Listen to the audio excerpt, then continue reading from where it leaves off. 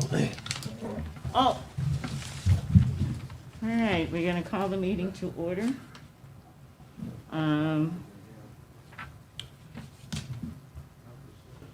Board members present.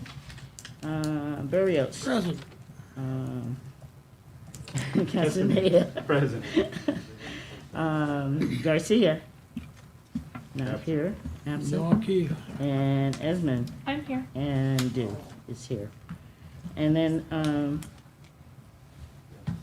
we're going to reorganize the board. Appointment of president. I'd like to move that for the upcoming session that Josh Garcia be the president. Okay, Second. all right, and vote. Aye. Aye. Yes. And yes. All right, appointment of vice president. I nominate, who is our current clerk? I believe it's Caleb. I nominate Caleb as our vice president. Okay, the second. I guess I'll second. No, I said I second. Oh, you, Yeah, the chair second. All right, and then vote. Aye. aye. Aye. And aye. Okay, appointment of the clerk. I nominate Penny. All right. The second. I'll second Penny. Thank you. All right, and then vote. Aye. Aye. Esmond. I'll vote yes. And I vote yes. Okay. So the clerk is Penny. An appointment of a representative of the county committee. Are you already on there? Jose is our normal. Yeah. Huh? Yeah. You are? Yeah. And Are the you? one- And the one meeting they had, I couldn't make. Oh, okay. A bang up The job. one that we really did need, no. Would you like to try again? You want to try again? That's fine. I'm open to suggestions. Okay, so nominate him. I'll nominate Jose. I'll second you. Any second. All right, and vote? Aye. And- Aye. And Penny? Yes. And I vote yes.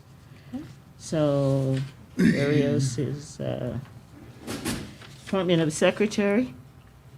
Nominate Ron, Nominate Dr. Williams. Yes. Dr. Ron. Williams. Okay. Second. I think Yeah. I heard a second over there. Uh-huh. I'll Not- se- I No, second. you second it. Okay. I All second. right, and vote? Aye. Aye. And Yes. Penny? Aye. And then community comments for closed session.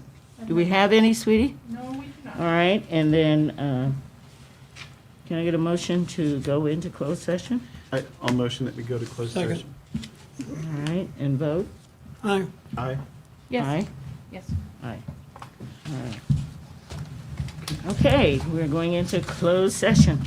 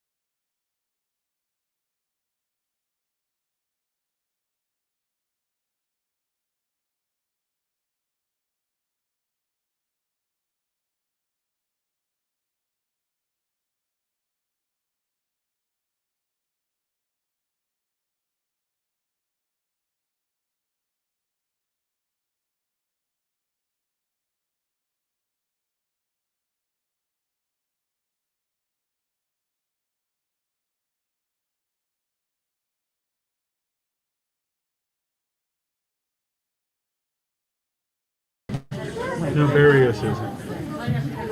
So let me go to, Okay, you've already done it.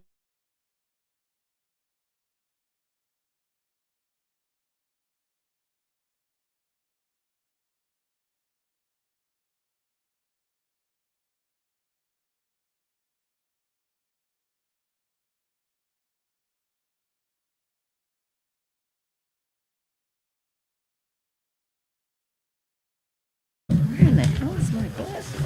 What did I do with them?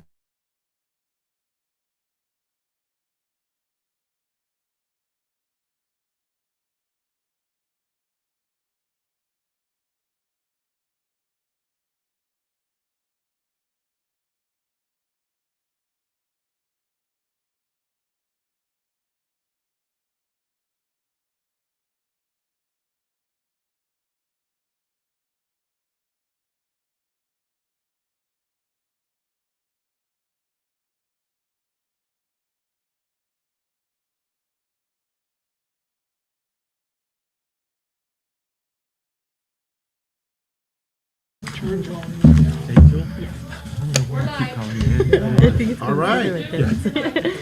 Yeah. I'm going to, Caleb is going to run through it.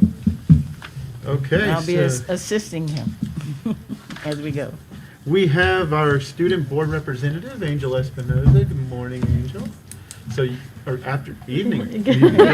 Morning. It's morning somewhere, Mr. Castaneda. It's morning in Australia. Yeah. So where do you go to school? I go to Goodwill. Goodwill, awesome. All right. We got some Here's something representation for unique. She's graduating tomorrow. From Goodwill. But go to the graduation ceremony. No, I'm telling you, it may not be for you, but your Okay. family will want to see you in that cap We'll and do gown, that trust before me. we sign her. In a Okay, few seconds. so I do believe we have something to report out from closed session, Dr. Williams? Yes. Oh, I need to report it out? Yes. Okay, so in closed session, the Board of Education took action on pay as a compromise and settlement, the sum of $6,000 to Leon Ozeron, attorney at law, per due process settlement agreement for student ID number 3619336408. The vote was 3 ayes to 0 nays. Motion by Joshua Garcia, seconded by Jose Barrios. And do I need to tell who voted which way? No, Okay. you don't. All right. So now we'll have our swearing in of our student board member. Okay, so you're going to repeat after me, okay? Okay. I I, Angel Espinoza, do solemnly swear do solemnly swear or affirm or affirm that I will support and defend that I will support and defend the Constitution of the United States the Constitution of the United States and the Constitution and the Constitution of the State of California of the State of California against all enemies, against all enemies, foreign and domestic, foreign and domestic, and that I bear true faith that I bear true faith and allegiance and allegiance to the Constitution to the Constitution of the United States of the United States and the Constitution and the Constitution of the State of California, of the State of California, and that I take this obligation freely and I take this obligation freely without any mental reservations without any mental reservations or purpose of evasion, or purpose of evasions, and that I will well and faithfully and that I will well and faithfully discharge the duties discharge the duties upon which I'm about to enter, upon which I'm about to enter, so help me God. so help me God. Okay?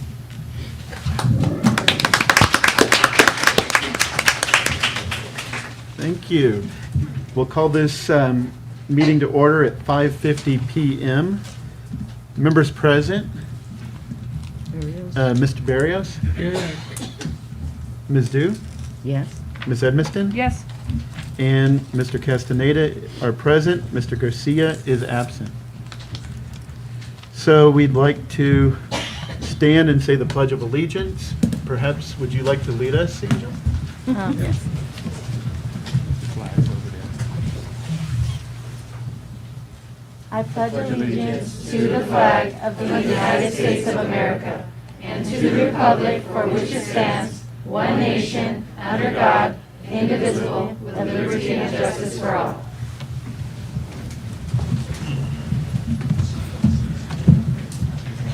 Okay, I'll entertain a motion to approve the agenda. So move.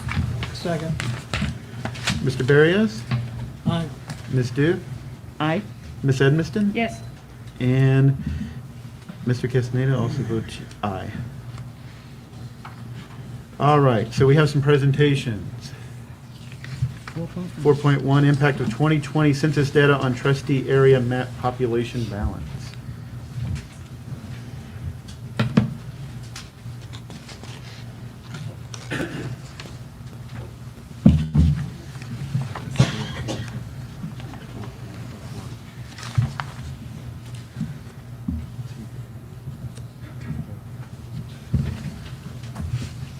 Do we have this in the? Oh, that's fine. All right, good evening, board. Is this Spoke on to our you. desk? No? No. No. Can we get a copy of this? We can get a copy of it? Yes. I'm here to present to you the results of the 2020 census data. You can go to the next slide. Just by way of recap, the board is going through this determination as a result of transitioning to by trustee area election system a few years back. By trustee area, of course, is a safe harbor for any CBRA claim. What's required, though, after you go to by trustee area districts is that every census, you can go to the next slide. Every census, every federal census, every 10 years, the board has to do an assessment and do an analysis to see if the population within its existing trustee area map is still balanced. And that process has to be completed by March 1st, 2022. The next slide. In the event that the population is not balanced, what has to happen is that the board has to have a demographer go through and make adjustments to the existing trustee area map in order to bring the population back into compliance. The threshold is 10%, looking at the existing trustee area map and determining whether or not there is a population variance of more than 10%. We say variance, what do we mean? That means we look at the total population across the district, divide it up into 5 areas, and that gives you the average size of that the population should be in each area. And the variance is looking at the largest area, comparing that to the smallest area, and if there is a variance of more than 10%, then you have to adjust the boundaries. Next slide. If you look here, this is the results of the assessment by the demographer. If you look there at the 4th line down, you'll see that it says with the existing map using the 2020 census data that the present district map is out of compliance. The variance is 19.7%. So that triggers the requirement under 5019.5 for the board to undertake the task of adjusting the boundaries in order to get back within that 10% requirement. Go to the next slide. So here, this is just some information with the 2020 census data giving you a profile of your district here, broken down by ethnicity. You'll see here that the largest group is Hispanic Latino, and then the white, and then Black African American, and so on and so forth. This is just giving you an overview of what the 2020 census data and information shows. Next slide. Right here, this is giving you a concentration of, in particular, the Hispanic Latino group. You're able to see by way of the graded map there from lighter to darker. You can see the pockets where the concentration of the Latino groups, that community is located. Why is that being displayed in particular? Because under CVRA, one of the things that you're doing is observing minority voting bloc groups and making sure that the maps do not break up those voting bloc groups and decrease their voting power. Next slide. These are some of the considerations, of course, that went into the initial map drawing. complying with the Federal Voting Rights Act. The areas had to be compact and contiguous, respecting communities of interest. All of these were reviewed and approved by both the board and the county committee the first time around. We raised these here because as the demographer is making the adjustments, these are things he needs to continue to be mindful of. Next slide. All right, so here is a picture of your current trustee area. And I'm putting it here for reference's sake because the demographer has prepared several options of maps for the board to take a look at and just review. Importantly, there's going to be multiple additional meetings down the line where the board and the community are going to be able to review and look at the map and provide further comments on the map. And these will be posted to the district's website. Next slide. This here is just a clip of what the existing map shows. You can move to the next slide. Okay, so this is the first scenario that the demographer created. If you look here, the darkened areas are to give you an idea of how this new map differs from the existing map. So if you see, I know it's a little blurry, but trustee area 1 is yellow, trustee area 2 is green, trustee area 3 is red, trustee area 4 is blue, and 5 is purple. So if you look at the uppermost portion of the map, specifically between trustees areas 4 and 5, that's the blue and the purple, and you see that darkened line in the middle. That shows you where the trustee area, where the dividing line used to be between 4 and 5. And what's happened, what's needed to happen, is that the trustee area blue got significantly more people, and so it had to shrink. And conversely, the purple area, as a result of the census, had less people, and so it had to grow and extend across that line.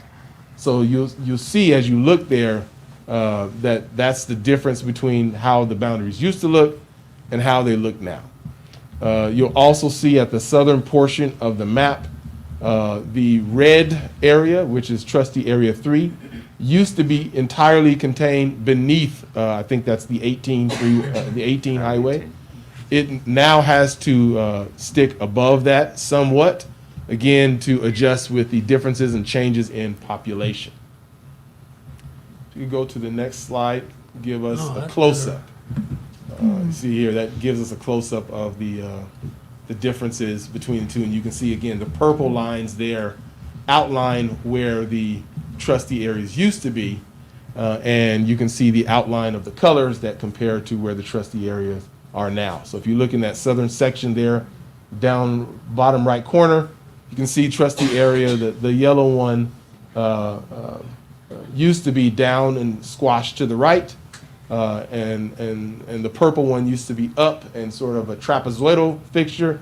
Now we've had to change and adjust some of those simply because you've had a fair increase in population, not too much, but significant enough so that the population needed to be rearranged in order to make sure that we got within the 10% variance.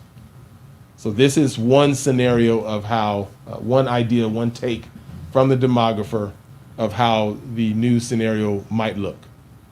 Okay, go to the next slide. This gives us some information about the total population and specifically the citizen voting age population. If you recall from the first time we did this, this was an important number to pay attention to. If you look at the line that says Hispanic Latino under CVAP, you will see that there are multiple majority minority districts. What that term means is there are districts where the voting age population is greater than 50% for a specific voting block group. In this instance, the Hispanic Latino area. That's important because that's one of the primary purposes of CVRA, to increase the voting power and not to decrease it. Okay, Milton, can you Yes. go back to the last slide with the map Sure. real quick? Yep. Okay, now, do the stars represent where the board members live? Yes. Okay, well, then this is kind of messed up because if that star in the red area is me, I don't live there. I live on the other side of Palmdale Road. Way up on Palmdale, right? I think that's me. So is that gonna be corrected? It's her. Well, I'm just asking if they're using the board member's residence as kind of a guide. That's like 5 miles from where I live. Could you be in the yellow? Is that Mm, possibly? Well, I think the red one is me. I think the Then- yellow one might be you. Then that one would be kind of strange. Why would I be in the other district? What do you I mean? can't tell because there's no real streets and I can't amplify it. Yeah. Okay, because, Could we all get a copy of this so that we I could? emailed all of you Okay. already. Yeah. okay, thank you. That's all I wanted to. Yep. Well, what So- we'll do, 'cause we tried to zoom in here and give you a close-up, but what we'll do is we'll give an even better close-up next time we view it, and we'll provide that as well for when it's posted on the district's website, so that you have the ability to zoom in as close as you want and So get we- as granular as you can to see the Right. streets and the board. So is this scenario 1? Did you do scenario 2 or? Yes, there's a Okay. second scenario. Okay. Go to the next slide. So this is scenario 2, which is similar. Go to the zoomed in slide, which will be a little better. The next slide. There we go. It's similar. There's not very many changes, differences between scenario 1 and scenario 2. It's just a matter of, taking off one quarter here and adding the corner and just creating a little bit of a different look. But for overall, for all intents and purposes, the initial intent was to stay as close to the original map, which was voted on and approved by the county committee, and only make the changes that were needed in order to bring the population balance into compliance. Yeah, but they're gonna have to get the residences squared away. Because right now we have two people living in area 1. Because I know that's where Barbara lives and that's pretty much where I live, but it's still in yellow. No, No. that green star is in area 3. I'm sorry, area 2. Area 2. Yes. Okay, well then Barbara and I are in the same area. Or whoever's in area 2 is in the same area. No, there's No. a star Because in of yellow red. and the other One star in star. It's green. just above. I know it's tough to see. There's one star in each color. Yes. Right. So there's a star in the yellow, there's a star in the green, which is at the southernmost portion of the green, but it's actually in the green. That's Correct. not in the yellow. Correct? Then you see one star in the blue, one star in the purple, and one star in the red. I don't see a star in the red. I see 2 stars in the yellow. Just above the Highway 18 signature, you see that star right there? That's that's in the red. That's approximately where Penny lives. But she's above that one, So that's, right, Penny? No, this is green right here, although it's really close. This is green. This is yellow. This is red. Okay, Randy. never ask a man to pick out paint. Josh. It should make the colors more distinct. Barbara, Jose. Me, it just all looked like the same color to me. Oh. Well, hey, what colors look like? We tried to, go distinct colors, It looks yellow, like green, it looks like red. there's 5 stars blue, in 5 different purple. areas, but you'll get a map. You can analyze it at your. Yeah, I'll wait till I leisure. get the real map. Okay. Is there any reason why they've changed the numbers? What do you mean? Well, for example, if you stick with the stars, Area 5 would stay Area 5, but it changed. Mine was Area 5, but in neither maps am I Area 5. Well, that's just a numbering thing. That's just the It number. doesn't matter that- No. That's just Okay. the numbering of where he drew the lines and where we identify the colors. But that doesn't matter, though. At the end of the day, you're going to, with public input and ultimately make your decision, your map will identify each area, and it will be defined at the end of this process. Trustee area 1 is, this color, trustee area 2 is this color. So that will be defined. That's not anything that can't be changed. If a specific board member wants to be in a specific, associated with a different This is green, specific remember color, green? that can be accommodated. It was rather random though on here. Got it, thank you. Okay. So if you look at the next slide, shows the demographic profile. Again, both of these new scenarios create multiple majority-minority districts, specifically in areas 3 and areas 4. Sorry, in areas 3 and area 5 for the Hispanic Latino group community, which is good because, again, that was one of the purposes for going through the CVRA process. So at the end of the day, the variance, if you look at the very top of this map to the far right, I want to say it's 2.7, so it's beneath the 10% threshold. The one for scenario 1, I believe it was somewhere in the 4% range. So both of those get beneath the 10% range, which is necessary, and gets away from the 19+% range that the present map demonstrates. Okay. So what I'm looking for you, board, is if you feel the need to see additional takes or revisions on those scenarios. And again, we will have another opportunity for you to feedback and comment, but I'm here if you see anything that you would like us to consider now, that's something that you can provide. The next steps, again, and I know you all are going to approve whatever the meeting schedule is for next year, but you're going to have a meeting potentially January 20th, and maybe one the 3rd or the 17th in February, depending on what you approve. Regardless, we'll correct those once that's been decided, but we will have another presentation and public hearing regarding the adjusted map options at your meeting in January. And then in February, we will do the same with ultimately the board able to select a map if it feels comfortable at that time. Jackie, could you mail us color copies? Because when I print it, it won't be in color, so I can see the difference, especially that yellow and green. Thank you. Questions, comments? So each one is balanced relatively as much as they can Yes. demographically? Yep, yep. They're And all this- balanced. They're within the compliance of less than 10% variance. So on the map, we do have some growth, like near Silverado, there's some houses. We don't worry about that for 10 years? This process is really about bringing the population into balance using the existing 2020 census. And then moving forward, the board is required in the next 10 years to do another analysis. Because now, near Mojave Drive, that area is booming, and near Silverado, Heather Conkle, you're here, over between your school and my school, lots of new houses, but we don't take that into consideration because 10 years from now, that's what we You're going to have a look new at. census and new numbers that you're going to have to abide by. Okay. So it's something to consider, and if you're looking, at the maps, you can kind of judge, hey, can we allow some room there? But ultimately, what we have to use are the 2020 census numbers, and those have to shape and govern the decisions about how the boundaries are adjusted.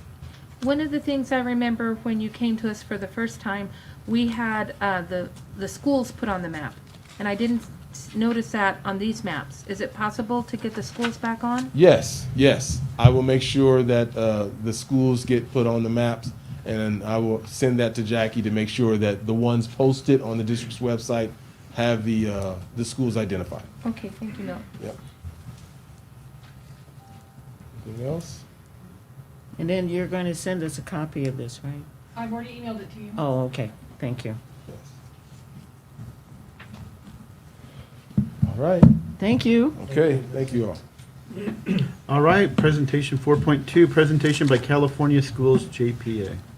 So it's my honor to have with us today from our California Schools JPA, Julie Lagan, the Safety and Loss Control Manager, Daniel Rodriguez, our Claims Services Manager, who have been fine partners in helping make safety a priority in our district and looking at our risk management and other practices to help us save some money and keep people safe.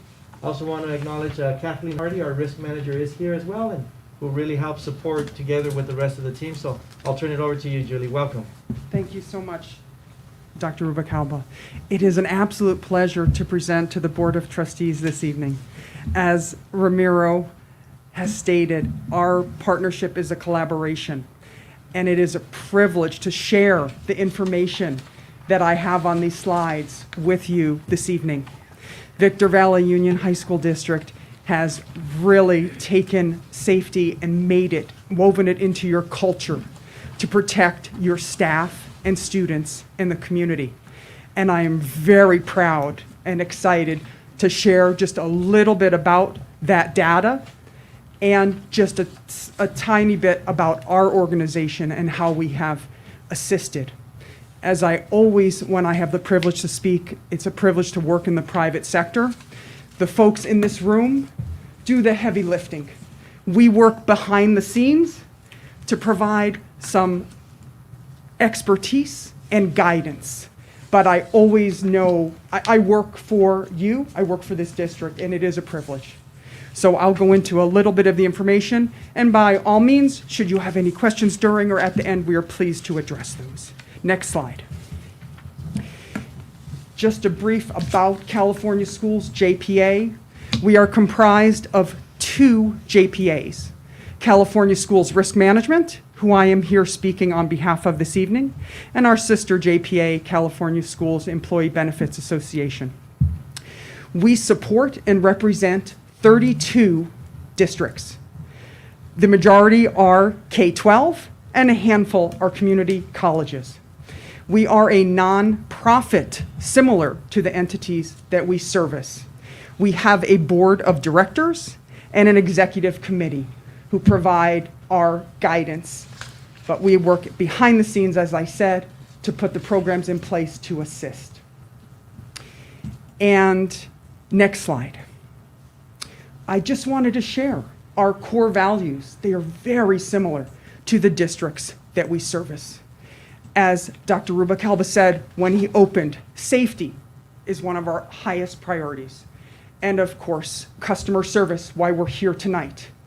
Integrity, servant leadership, those words ring true to my heart. And of course, the several others listed are key as well, diversity and inclusion in everything we do for our members. Communication, which is why we're here tonight. And of course, the back behind the scenes fiscal responsibility. Because if there's more money left at the end of the day, it goes back to the students, the staff, and of course the community. Next slide. And I wanted to share our mission statement because it really is echoed and corresponds with your mission statement, which is why I've put both of them on this slide. They both focus on student achievement. Ours focuses on student achievement by optimizing in the background financial and of course human resources, departments that assist in running the school districts and providing guidance for member districts through professional risk financing and loss reduction services. But I wanted to just share that student achievement is of the utmost importance to us as well in saying yes on programs when we can. Next slide. And I just want to echo the importance of the data. The data that you will see is driven because of a culture in a school district of making safety a priority. And you feel that when you're at the district and when I meet with staff and students at the school. So I wanted to share that. Next slide. And then the past year and a half has been so challenging with COVID-19. But I want to commend Kathleen Hardy, your Human Resources Department, Dr. Rubalcaba, for their efforts and dedication, the many, many hours, long hours, late night hours. You were one of the first to return to in-person with small cohorts in March of 2021. And you have it up there on the right as a detailed COVID prevention plan, which may not be really exciting, but it's designed to keep the students and staff safe. So it inspires me, and I do get excited when I talk about it because your staff takes it to heart. Kathleen does, and Dr. Rubalcaba does.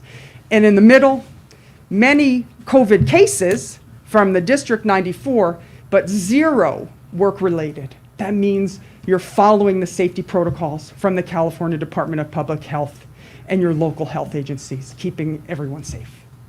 Next slide.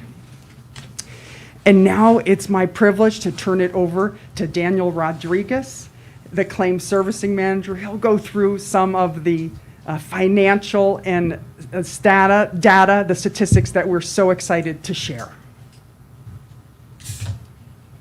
Good evening, and thank you for allowing me the opportunity to speak and present to you.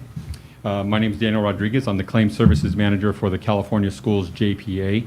I oversee the property and liability claims for the district and work alongside your third-party administrator that manages your claims for you.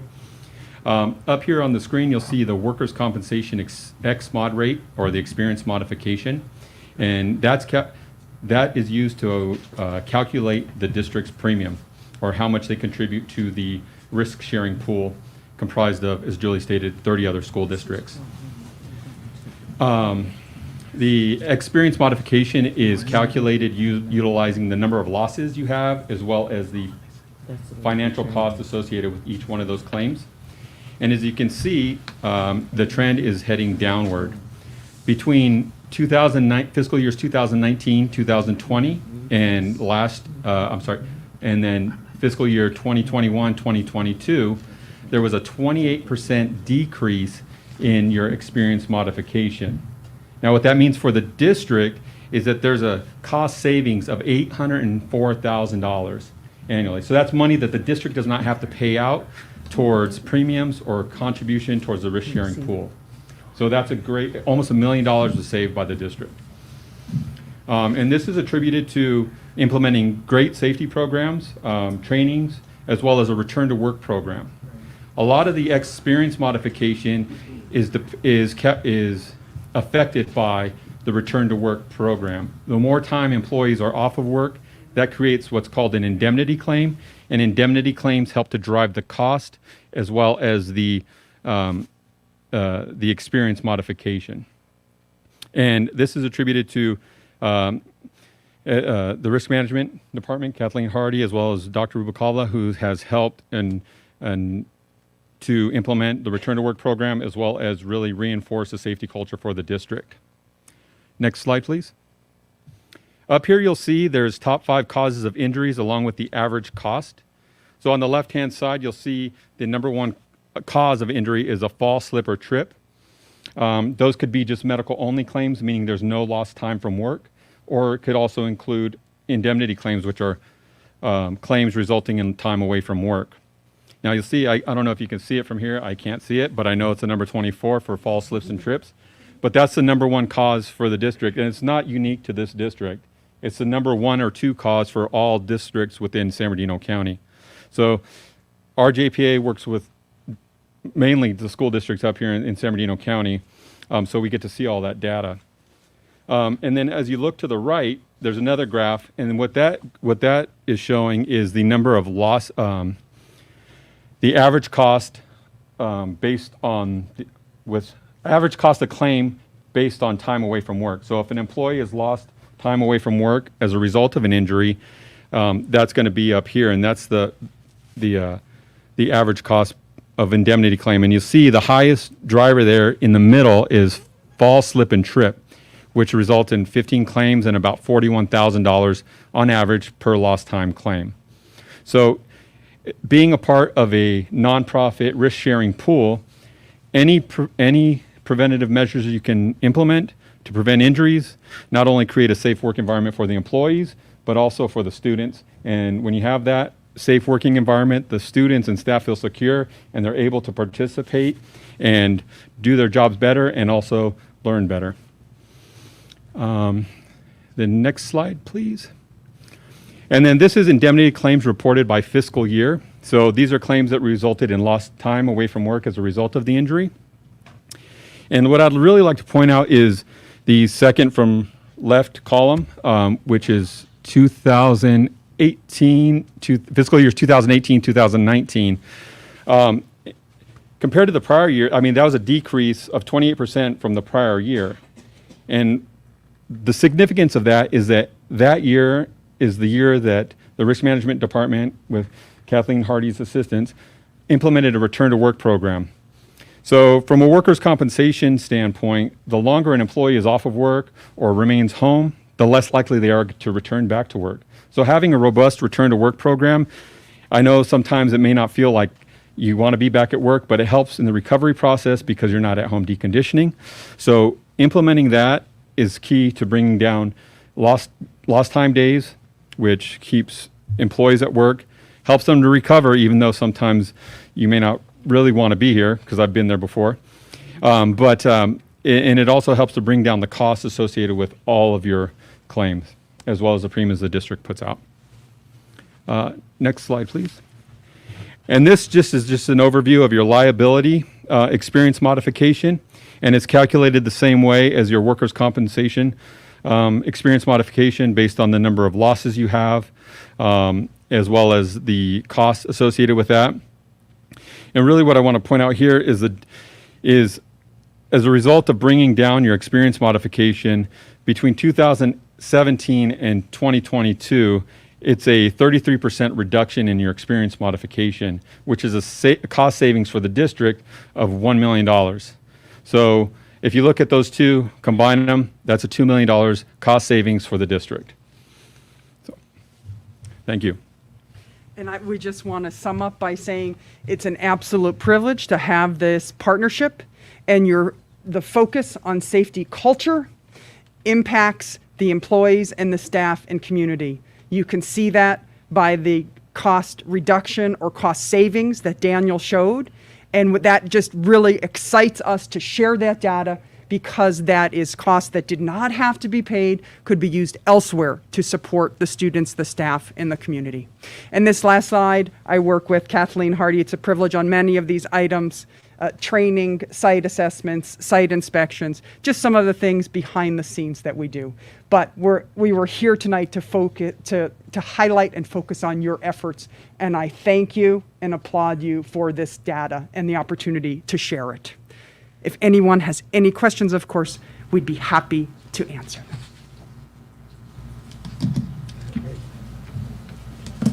All right, thank you, Judy. Thank you so much. Thank you. We'll go on to 4.3, the first interim financial report presentation. Mr. Vice President, before we start, and Mr. Riley, I'd like to, we have not publicly introduced our new Director of Fiscal Services, and she's here this evening, Ms. Shante Milton. Hello, everyone. She comes. Let's welcome her. She comes to us from the Victor Valley Community College District, where she oversaw all fiscal services for nearly a 5-year period, and she has other experience on top of that, overseeing a budget of nearly $550 million in the university system. So welcome on board, and we're going to start with our presentation. Welcome. Good evening, Board of Trustees, Superintendent, staff. Good evening, Board of Trustees, Superintendent, staff, and general community. I'm Dr. Antoine Hawkins, Assistant Superintendent of Business Services for the Victor Valley Union High School District. This evening, we present the first interim financial report. The first interim financial report contains the district's budget revisions from the adopted budget to October 31st, and new projections for the remainder of the fiscal and subsequent 2 fiscal years based upon current variables. The first interim report is developed utilizing a standardized state format that allows for comparison to other districts throughout the state. As the first interim report shows, the district will be able to meet its financial obligations in both the current and next 2 fiscal years. Staff is recommending a positive certification. This graphic depicts the reporting cycle from budget adoption through when the 2020-21 fiscal year is audited. After the district adopted its budget in June, there were significant changes in the final state budget adoption, and a 45-day budget revision was submitted to the governing board in August. The major changes included the elimination of deferrals of 2021 through 22, apportionment. Good evening, Board of Trustees, Superintendent, staff, and general community. I'm Dr. Antoine Hawkins, Assistant Superintendent of Business Services for the Victor Valley Union High School District. This evening, we present the first interim financial report. The first interim financial report contains the district's budget revisions from the adopted budget to October 31st and new projections for the remainder of the fiscal and subsequent 2 fiscal years based upon current variables. The first interim report is developed utilizing a standardized state format that allows for comparison to other districts throughout the state. As the first interim report shows, the district will be able to meet its financial obligations in both the current and next 2 fiscal years. Staff is recommending a positive certification. This graphic depicts the reporting cycle from budget adoption through when the 2020-21 fiscal year is audited. After the district adopted its budget in June, there were significant changes in the final state budget adoption, and a 45-day budget revision was submitted to the governing board in August. The major changes included the elimination of deferrals of 2021 through 22, apportionments, and ADA hold harmless provisions. The STRS and PERS rates for the 21-22 year are 16.92% and 22.91% respectively. These rates will rise in the 22-23 year to 19.10% and 26.10%. Enrollment as of CBEDS is 0.01% lower than in 2020-21 and is projected to decline at a rate of 1.5% per year according to the LCFF calculator and Decision Insight. ADA is projected at 93.75%. The hold harmless provision ends in 21-22. The unduplicated pupil percent is estimated at 87.50%. This is up from 83.52% in 2021. At second interim, an increase in the UPP rate is expected as the time period for accepting income information was extended until December 31st, and sites have been working diligently to collect the information via phone surveys. For revenues, COLA is projected at 5.07% in the LCFF. 2022-2023 sees small increases due to projected COLA increases that are offset by projected declines in enrollment. The lottery and the mandated block grant amounts are updated with new rates and the projected ADA decline. Step and column and the STRS and PERS updated rates are applied along with an estimated increase in health and welfare costs each year. Supplies and services costs are increased by the Consumer Price Index amount each year. Textbooks adoptions are budgeted to stay within the amount available in the restricted lottery and textbook reserve fund. The local control funding formula, or LCFF, is the main source of general fund revenue. The LCFF funding is a mixture of property tax and state ADA apportionment. The 21-22 state ADA funding of $122.4 million usually represents about 75% of the district's total combined funding. Due to the infusion of COVID-19 relief funding, it drops to 66.6% of general fund revenue. The chart on the right shows the impact of the 5.07% COLA received in 21-22. We are also projecting COLA of 2.48% for 22-23. Federal and state funding is primarily restricted and received for a certain purpose. Local revenue is made up of interest income, donations, and miscellaneous income. In the unrestricted general fund, salaries and benefits account for 86.6% of the budget. The remainder of the unrestricted budget is utilized for the district's main operating costs, such as site discretionary budgets and utilities. On the restricted side of the general fund, the carryover is posted in the supply category for later distribution. All federal and state carryovers have been posted. Contributions are made from the unrestricted to the restricted general fund for programs that require additional funding. The largest contribution made is for special education. The special education contribution amount of $18.5 million in 21-22 is slightly less than the 2021 contribution due to the continued impact of the COVID-19 pandemic, cost-saving measures, along with vacancy savings. This is our multi-year projection, which projects our financial statement for the current and two subsequent fiscal years. The main difference between 21-22 and 22-23's fiscal years is a reduction in the LCFF due to the projected enrollment declines. This difference is offset by projected COLA increases. 23-24, we see revenue begin to increase because of this. Also, we are experiencing an increase in enrollment, and the new trend data will be updated at our second interim financial report. For expenditures, salaries and benefits continue to increase for step and column and health and welfare increases, while supplies and operating expenses decline in subsequent years due to the removal of carryover and one-time expenses.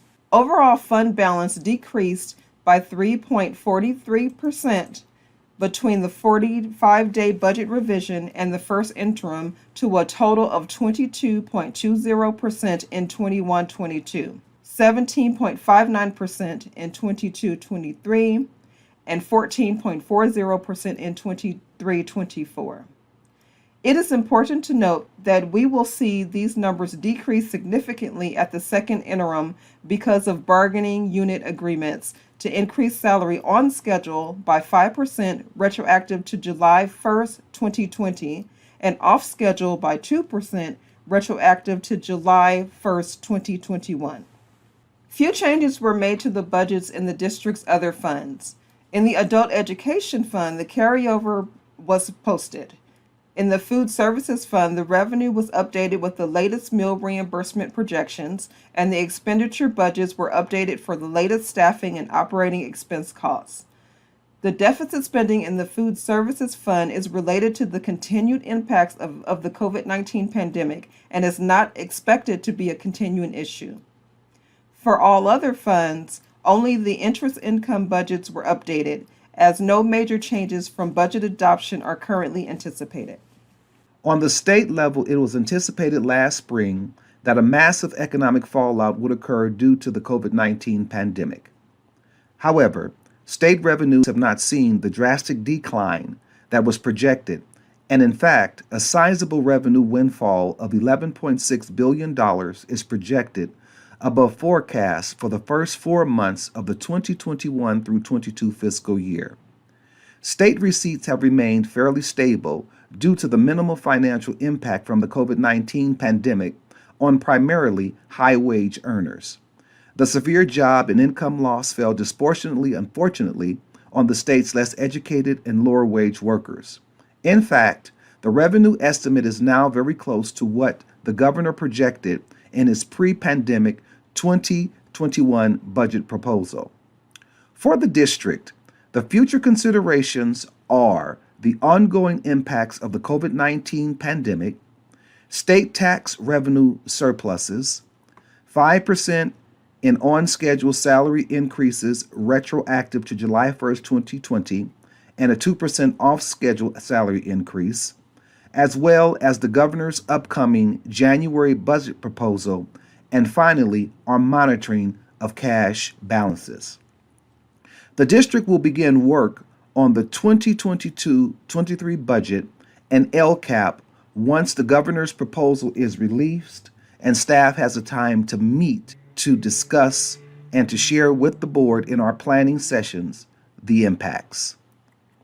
At this time, we would like to entertain any questions from our Board of Trustees related to the presentation. Thank you and have a healthy and wonderful holiday season. So we're at 18.5% with special ed? 18.5 million is the estimated expenditure, and the reduction is because during the COVID-19 pandemic, we didn't have as many Right, students in and so exactly. forth. But I am a firm believer that what we would try to do is keep that rate down as much as possible, but we may see some tick-ups as we begin to continue in the process of educating our students. Yeah. Yeah. Any other questions for Dr. Hawkins? Thank you, Dr. Hawkins. Okay. Let's continue on with 4.4, the school plan for student achievement at Victor Valley Virtual Academy. Good evening, Board, Superintendent, Cabinet, and those in attendance. I'm Kevin Lloyd, Principal of Victor Valley Virtual Academy. Tonight, I'm going to present the school plan for student achievement for Victor Valley Virtual Academy. Tonight, we'll talk about our school's mission and learning outcomes, the purpose of our plan, our comprehensive needs assessment, our data metrics that we use to evaluate our progress, our goals and strategies, and our budget summary. Victor Valley Virtual Academy provides a college-ready academic alternative option within a distance learning format. The school will educate all students to maximize their potential in order to graduate as future leaders and critical thinkers who will contribute successfully to the global society. Our commitment is to build 21st century skills through projects and experiences that expand distance learning opportunities for all students. We will challenge students beyond the text through communication, collaboration, creativity, and critical thinking. We will actively engage students to value the importance of lifelong learning and identify community resources to support skills related to global thinking and strategy building. Victor Valley Virtual Academy has developed a school plan for student achievement that meets the essential guidelines of the Every Student Succeeds Act by ensuring all children have an opportunity to receive a fair, equitable, and high-quality education, and to close educational achievement gaps through the virtual medium. Victor Valley Virtual Academy recognizes that achievement gaps are deepest and most prevalent among students with disabilities, low-income students, minority students, and English learners. Although we currently do not have previous data on our students, many students belong to two or more of these groups, heightening the need for additional supports and services to close the gaps. The CIPSA was developed with the Victor Valley Union High School District Local Control and Accountability Plan goals, actions, and services as a guide for academic progress. VVVA is set to meet the 8 state priorities: basic conditions of learning, state standards, parental involvement, pupil achievement, pupil engagement, school climate, course access, and other pupil outcomes through virtual means. Our comprehensive needs assessment identified 3 improvements needed. Classroom observations noted a need for a more structured bell schedule. This year, the students have a 6-period day, which the classes are roughly 57 minutes long, with passing periods and a 30-minute lunch. A second need identified was parent engagement. It has been very challenging to get virtual education parents to be involved in their child's education. We have established Coffee with the Principal the first Friday of every month, so hopefully parents will start attending and voice concerns about their child's education. The third need identified was opportunity and equal educational access. All students have access to the basic services. VVVA courses meet the A through G requirements, and we are in the process of creating career technical education pathways for our students. Our data metrics, data that we use to evaluate our progress, we use the PBIS Climate Survey, we will use the California School Dashboard, and SBAC testing from ELA and math. One other method we'll use is the Panorama Survey to determine where we can improve and actually ensure our students' academic success. Our goals and objectives. At the Virtual Academy, we focused on 3 goals. Goal 1 is that Victor Valley Virtual Academy will increase the percentage of students meeting or exceeding California state standards in English language arts. VVVA's time and resources will be strategically invested to support school-wide student achievement. Goal number 2, Victor Valley Virtual Academy will increase the percentage of students meeting or exceeding California state standards in mathematics. Specifically, VVVA's time and resources will be strategically invested in support of school-wide student achievement. And the third goal, VVVA will foster a school climate where students and staff feel safe and valued in a virtual environment. Goal 1 strategies. Teachers will use district-approved pacing guides. They will align content and assessments to state standards. The teachers will utilize resources to modify curriculum to increase student engagement in a virtual environment. We will purchase intervention materials for students receiving academic warnings in any content areas, and purchase classroom materials, supplemental materials, books, and other support materials to improve instruction in all content areas in a virtual environment. Goal 2 strategies. We will visit and research existing model virtual education schools and programs to implement strategies to increase academic achievement. provide after-school intervention tutoring programs to improve English language arts and mathematical skills across core content areas, and accelerate credit recovery to increase graduation rate and close the achievement gap. We will utilize online and consumable supplemental materials to improve math, ELA, and core content area instruction and student engagement. Goal 3 strategies. We will provide an on-campus intervention counselor to provide targeted intervention for at-risk students. We will implement positive incentives for students who consistently behave appropriately and improve their behavior, shown through academic success and attendance. Provide training for staff in areas that include virtual classroom behavior management, PBIS, PLC, data, 21st century learning, school safety, academic success, leadership, growth mindset, restorative justice, technology integration, RTI, teaching in a virtual environment, etc. Our total Title I funds, $17,748. Thank you very much for your time.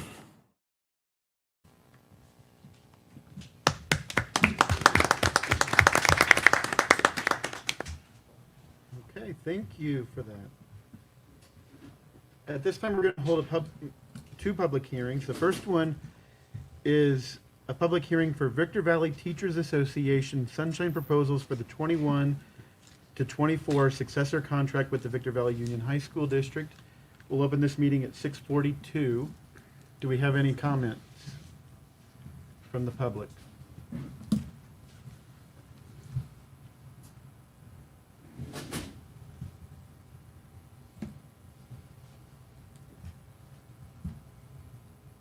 Okay, we will close the public hearing at 6:43 p.m. Do we need to wait another minute? Okay. So we will open the second public hearing for Victor Valley Union High School District Sunshine Proposals for the 21-24 successor contract with the Victor Valley Teachers Association at 6:43. Do we have any public comments?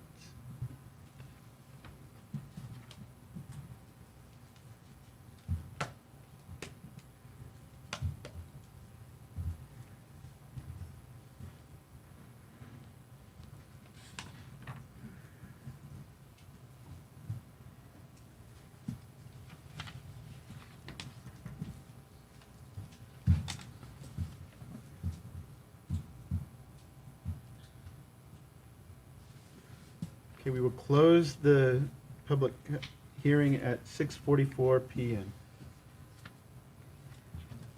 Okay, we have public comments. Jackie, do we have, can you read the statement? Or, hold on. If you wish to address the board on any topic, including any item on the agenda, please submit your comments to the board president by completing a request to address the board card prior to the meeting and submitting it to the assistant to the superintendent. The president will recognize those who desire to speak either during the public comment section of the agenda or before the particular agenda item. Each speaker should move quickly to the microphone and announce your name before beginning your presentation. Meetings are taped for later transcription. Each speaker is allocated a maximum of 3 minutes. The president may choose to limit each topic to 10, no more than 20 minutes, if substantial numbers of people wish to address the board on one topic.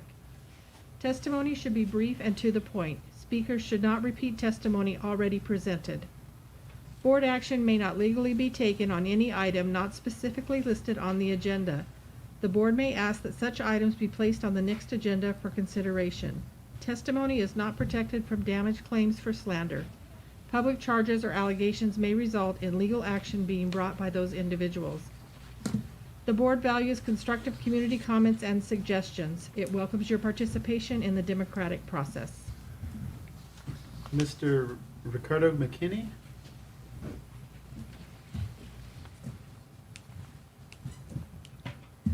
Good evening. I'm Ricardo McKinney. I'm taking, just a heads up, I'm taking off my glasses. I'm visually impaired, so if I have to get close, you guys, I'm not trying to hide behind my clipboard. Good evening, board members and ladies and gentlemen. Thank you for allowing me to share some comments and concerns of special education teachers in our school district. I'd like to make a few remarks on behalf of 9 teachers that came together to put this out. And we represent the special ed departments in 3 of our schools, Adelanto High School, Silverado, and Lakeview Leadership Academy. And many of us have been in the school district for about 15 years, and I've experienced many of the same issues year after year without significant change. We wanted to address the board because the board is the body of individuals that sets the tone and direction of the school district. It sets the expectations of the employees and holds them accountable. An active board takes it upon itself to be informed from various sources, determines what actions to take, follows through, and follows up. The board has a vantage point of being or seeing the needs and resources of different departments, groups, and individuals, and should independently and critically direct the actions of those they hire. The board members determine how the school district will treat its students, employees, and other community members, what is acceptable and not. To coin a popular phrase, the buck stops with you, the board. Special ed or SPED teachers came together to share with you what we believe to be our most significant issues and concerns. All agreed that the following are the top issues/concerns. Guaranteed additional time during the school day to work on, if not complete, the IEPs and case management work. Number 2, 100% of pay and ample hours after, if needed, after the duty day to complete SPED teacher required work. For example, RSP teachers have a caseload of 28, and it takes about 5 hours from start to finish to complete a 50-page IEP. And that's just an annual IEP, which is about 140 hours minimum to just do the IEPs. And hire enough instructional assistants by the opening of the school year to cover all one-on-one and special education teachers.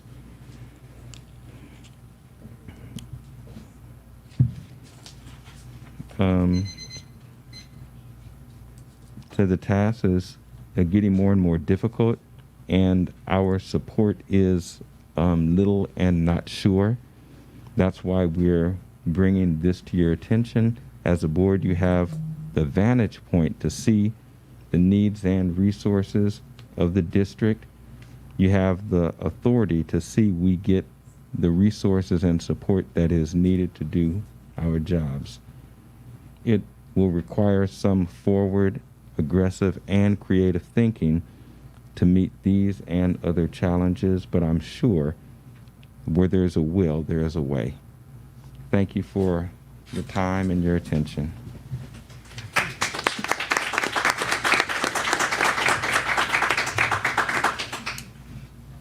Jared Nichols.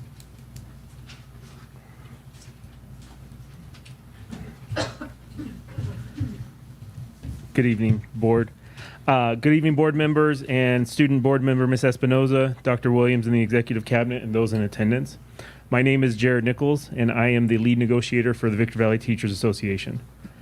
On October 27th, VVTA and VVUHSD reached mutual agreement for the 2020-2021 reopeners. On November 12th, VVTA members voted to approve and ratify the contract as it was written. On Monday, November 15th, VVTA submitted to the district the final or the results of the vote, as well as the articles that VVTA wanted to negotiate for the 2021-2024 successor contract. Today is December 16th. It marks 4 weeks since the last board meeting and nearly 8 weeks since the definitive agreement was reached. Yet there is still no item number on the agenda to approve the contract. I understand these things can take time, but I'm asking the district and the board to send a detailed update to our members outlining the timeline for when they can expect their raises to take effect.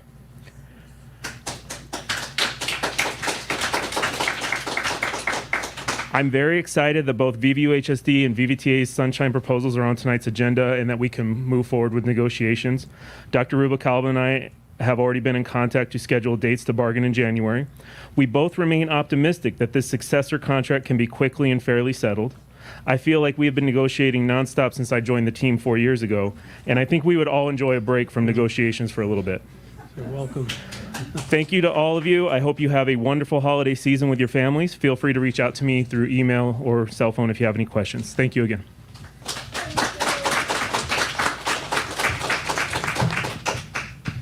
Mike Mayo?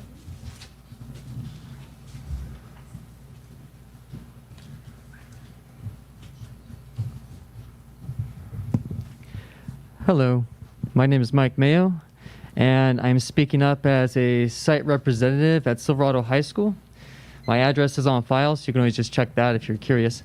And I know it's going to be hard to come back from somebody who just came up here with pajama bottoms, but I'll do my best.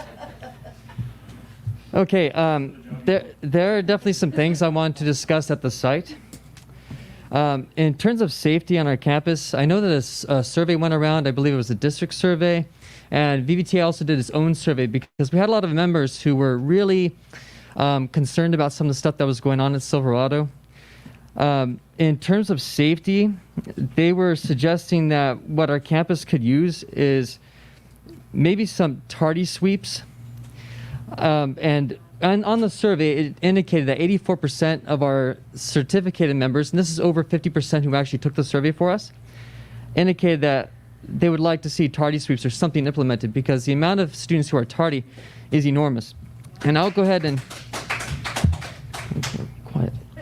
Okay, and I'll just give you an anecdotal sample for myself. I just checked, and in first period, I have an average of 16.2 tardies per student. All right, the highest ones, the two highest ones are 47 and 45. That means every other day approximately, because we have almost 90 days in that first semester and we're almost there. That's a lot. And I think that's an issue. And I'm not the only one. There are some that are even worse.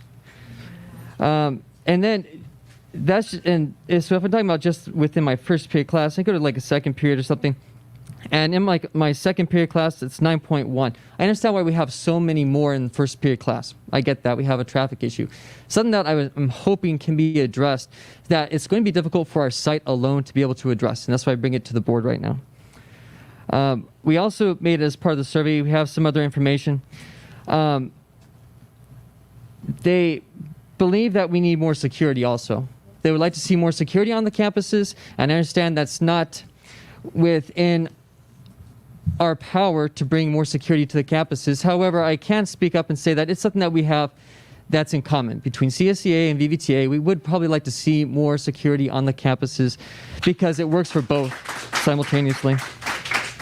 Then we also have 77% saying that they would like to see better enforcement of school rules, or at least make it well communicated what those are to the members. And I apologize to Heather ahead of time. This is the first time I've seen her for a long time. And it's not her fault, okay? I just want to say that. It's not her fault. She's been busy doing other stuff. But we also have an issue with enough administrators on Silverado High School's campus. For a long time, it's just been a couple or maybe even one. And this school has around 2,500 students. And that's an awful lot to handle. Shoot, I'm so sorry. Okay, let me move on. Security is visible in the areas. They would like to, like I said, the security is going to be a big issue. Let me skip down to something else important. Oh, when you have that many tardy students and that many that are just hanging around, there was an issue just today. Stephanie Wilson, she was my 7th grade English teacher at Victor Valley Junior High School. She had a student throw a rock at her window and it cracked it. That happened just today. That's just one of the small things that could be happening here. And we have Article 21.1, that's safety language. I was going to repeat it here, but I run out of time. I'm sorry. You can always look that up yourself, or you can ask me about it. All right, thank you.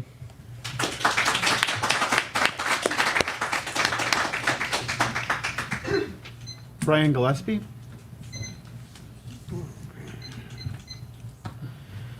Good evening, board members, Dr. Williams, Executive Cabinet. I'm Brian Gillespie, the principal of Options for Youth Charter School. I just want to come and give an update. I have a handout that I'd like to hand out to you guys really quick.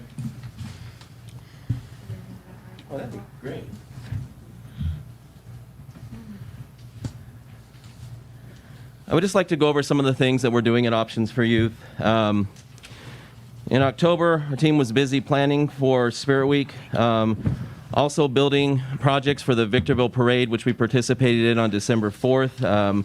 Had 24 of our Mustang students participate in it. It was a great event. If you look at the handout, the picture on the bottom right was our float we did night before Christmas. We also entered a community competition with the Mojave Water District Agency. This competition, we have a team of students that are assigned a challenge. What water uses are ethical in the desert? The Mustangs team presented their solution and are waiting for the next and last phase of the competition in February at the Water Summit event in the high desert. On November 4th, the Mustangs were able to attend Hamilton. This is a play that we tried to attend over a year ago and were finally able to accomplish. Students were amazed and overwhelmed with the ability of performers and the beauty of the Pantages Theater. For many of them, this was the first time ever being at an event like that. And finally, this January, our region is going to organize our first in-person graduation since the pandemic. On December 10th, we had a senior social event. Dr. E, thank you for attending the event. Our staff was really happy to see you there. In this event, they get their cap and gown, they get their pictures, they get ready for the tickets and times. Our winter graduations, they'll have the opportunity to walk across the stage. Our last two events have been drive-through events, so this is exciting for us.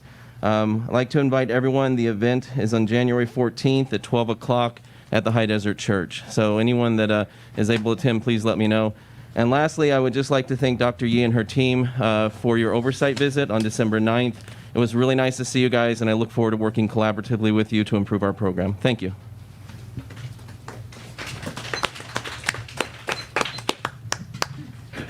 Otilia Vargas Corona.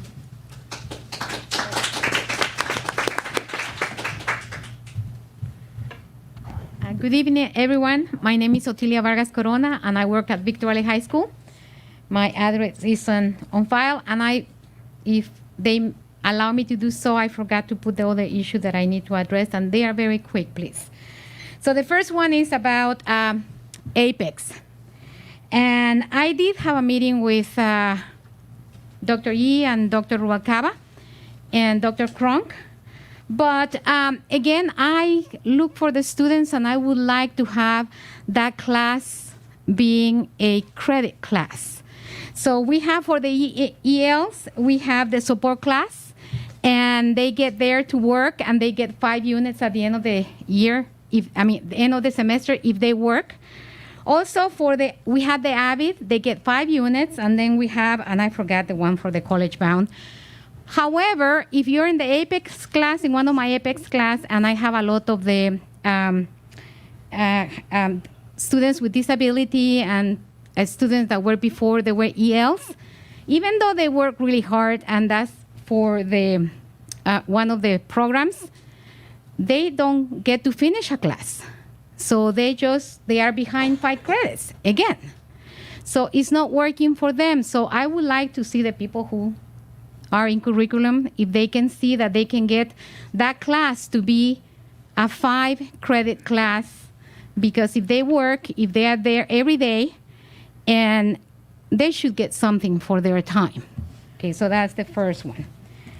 The second one, and this I want to have it on my list, my wish list. I want Santa to bring me some seat covers. And I'm talking about for the bathroom at Victor Valley High School, and talking to the person who's in charge of that is like talking to the wall.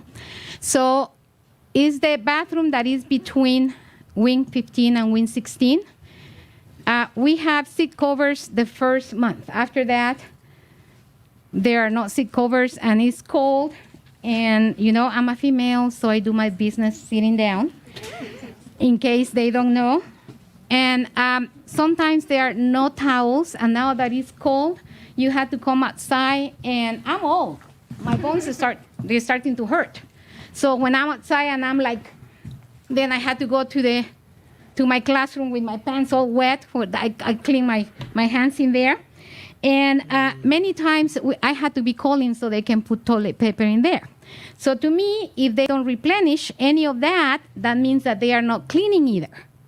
So these days, that's a dangerous thing, not to be doing the cleaning.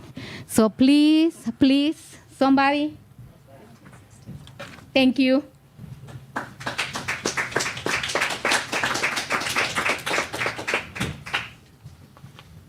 Angie Mayo?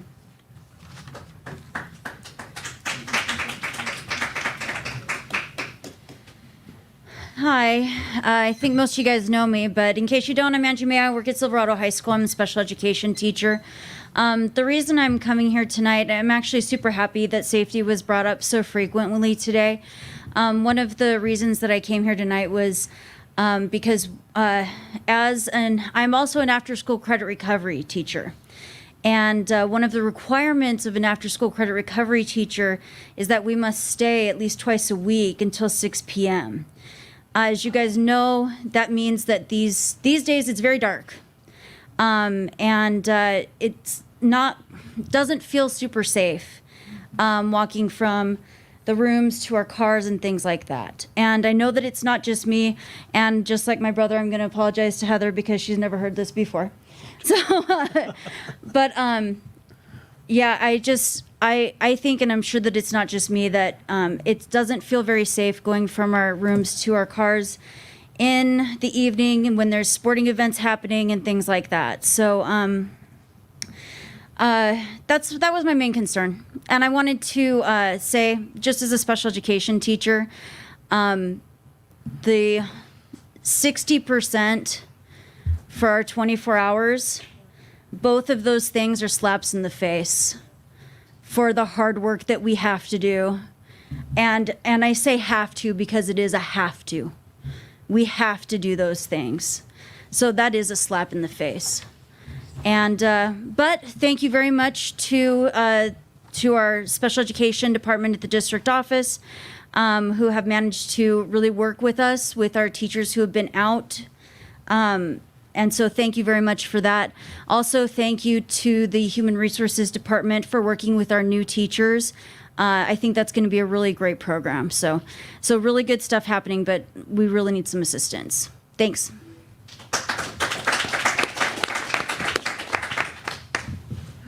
Okay. We'll have our bargaining unit report. So first up is the VVTA report.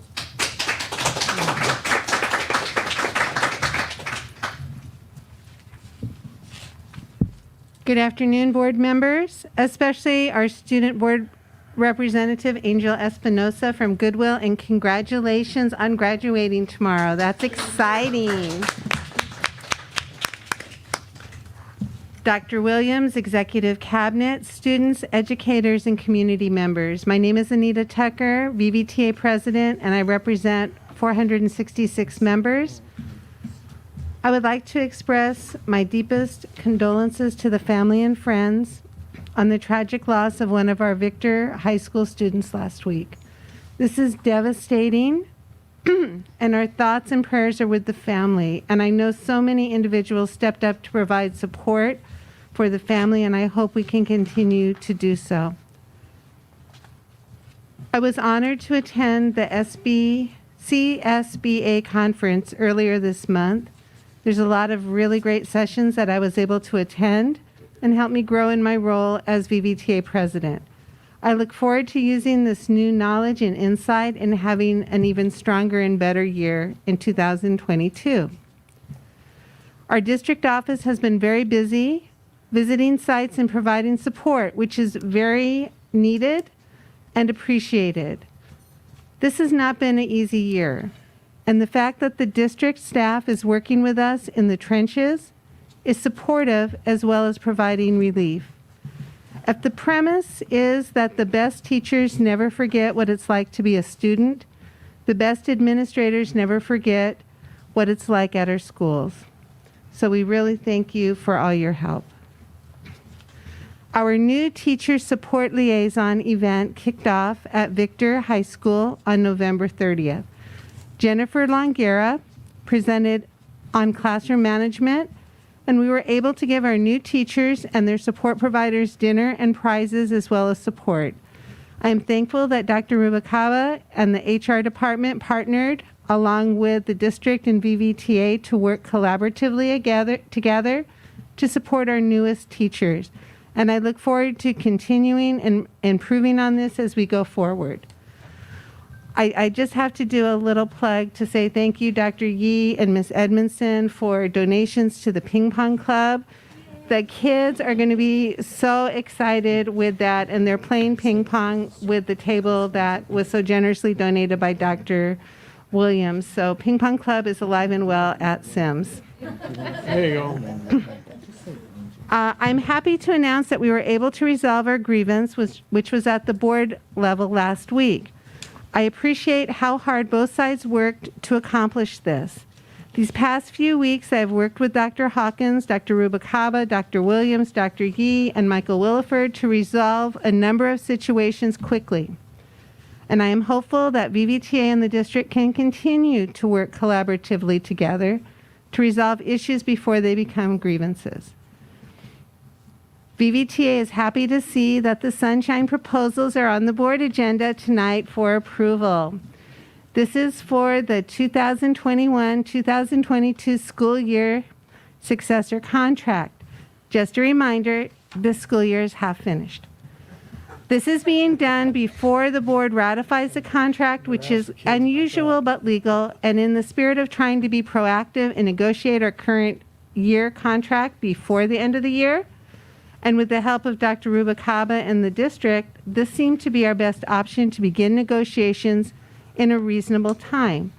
My understanding is that the AB 1200 will not be completed until January and not presented to the board until even later, which pushes our timeline for negotiations out.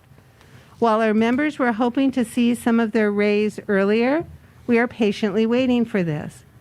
Today we have dates for negotiation, January 26th, 27th, and 28th. I am optimistically hopeful that we can negotiate our contract and ratify it before the end of the school year. So we'll see. We are seeing some changes being made with regard to safety, and we appreciate the district working to ensure safety for our students and staff. I noticed a sheriff vehicle patrolling around Sims in the morning and afternoon during drop-offs and pickups, and it seems to help curb some of the more atrocious driving violations.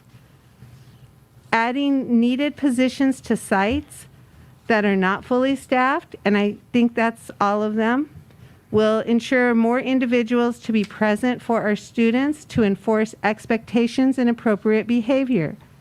There is still a lot of work to be done to make our campuses safe. But I am hopeful that together we can work towards this. As we approach the end of 2021 school year, it is a time for reflection. As I learned from my mentor, Anna Slavic, through reflection you grow and improve. And I hope that we as educators can do this as we look forward to next semester. My New Year's resolution is to continue to work collaboratively with our district CSEA, our members and community to provide the very best education for our students in the safest possible environment. I wish you all a very restful holiday and break, and my hope for all of you for a happy and prosperous new year. Thank you.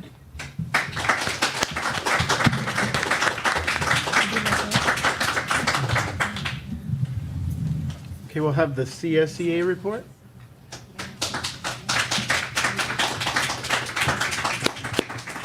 Good evening, board members, student board member, and cabinet. The classified employee contract and MOU for 11 hours has been submitted for over a month, and yet we still do not find it on the agenda for board approval. There has been no explanation for the delay, and unnecessarily, especially during the holiday season. While I was away at CSBA conference, I made sure we still held the chapter meeting to uphold our end of the process, yet here we are tonight with no explanation as to why the AB 1200 has not been submitted and the contract has not been placed on the agenda for your approval. Also, the MOU for the additional 11 hours is not placed on the agenda for board approval. The teachers received their 11 hours prior to summer break, and classified still waits. Classified employees are the lowest paid employees in the district and are feeling the hardships of the inflation. Still, we have to wait. During the COVID season, as we have seen many of our classified employees fall ill due to COVID-19 and related illnesses, we still do not see the district working with staff that are unable to report to work due to illness. For example, we have a member that was out 3 to 4 days that was a 3-hour employee that received a written reprimand because she was COVID symptomatic, and did not provide a doctor's note. This is an uninsured employee, and the doctor's visit was $80. Would have cost her more than she made in 1 day. During the meeting with her supervisors, I inquired about the supplemental sick time provided by the district for these type of occurrences and was told I need to follow my contract, and the direction that they received from the district was to write the employee up. Yet the supervisor directly instructed the employee not to report to work because she has COVID symptoms. With this type of retaliation, we wonder why we have so many outbreaks as we experienced in transportation department, where over 10 employees were out due to COVID-19 and the others were still working, experiencing COVID-like symptoms. In addition, we continue to see districts spending thousands of dollars on legal fees to investigate claims against management, for example. And the district refusal to compensate members for working out of class, most recently after filing a grievance and pursuing right before arbitration, the district settled. The payout was $1,708 versus the district cost that was incurred for over $1,000 in legal fees. As we see, safety is still a concern. I had a campus security officer asked by a teacher to walk her to class because she didn't feel safe on the campus. So we still need help. Custodial, we heard the teacher speak of custodians. We sometimes have one custodian on our campus, as I said in the last board meeting. How do you expect my members to get these facilities clean when they don't have staffing? On a positive note, we are happy to see the process for the Personnel Commission added to tonight's agenda and support the district's decision in having multiple voting locations to ensure that all of our members are able to have access to the vote if they so choose. In the past, having only one central location has prevented many of our members from being heard. Although we know there are some concerns, we look forward to a decision that protects all CSA members and the classified staff. Have a happy holidays and enjoy your break.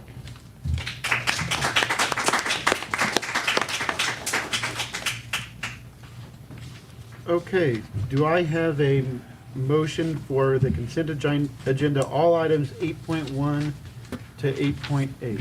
So moved. Mr. Castaneda? Yes. We do have one change on the... Okay. Yes. Yes, we do. It's under 8.8 overnight educational study trips. We need to make a correction to the wrestling visit. Victor Valley High School's wrestling team going to Canyon High School in Cedar City, Utah on January the 6th through the 8th.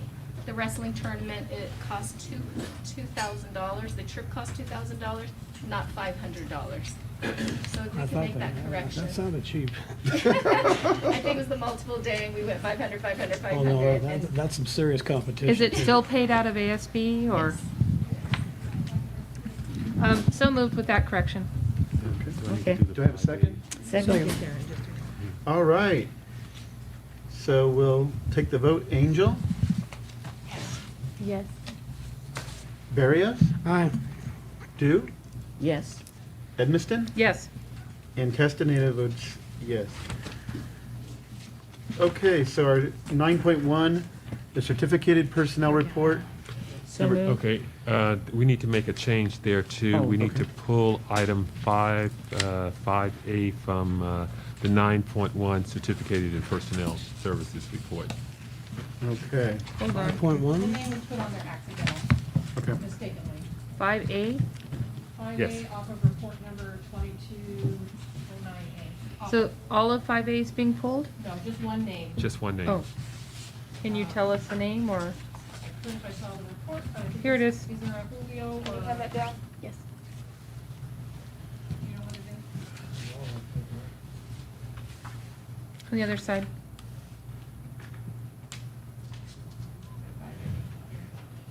It is Luis Corona.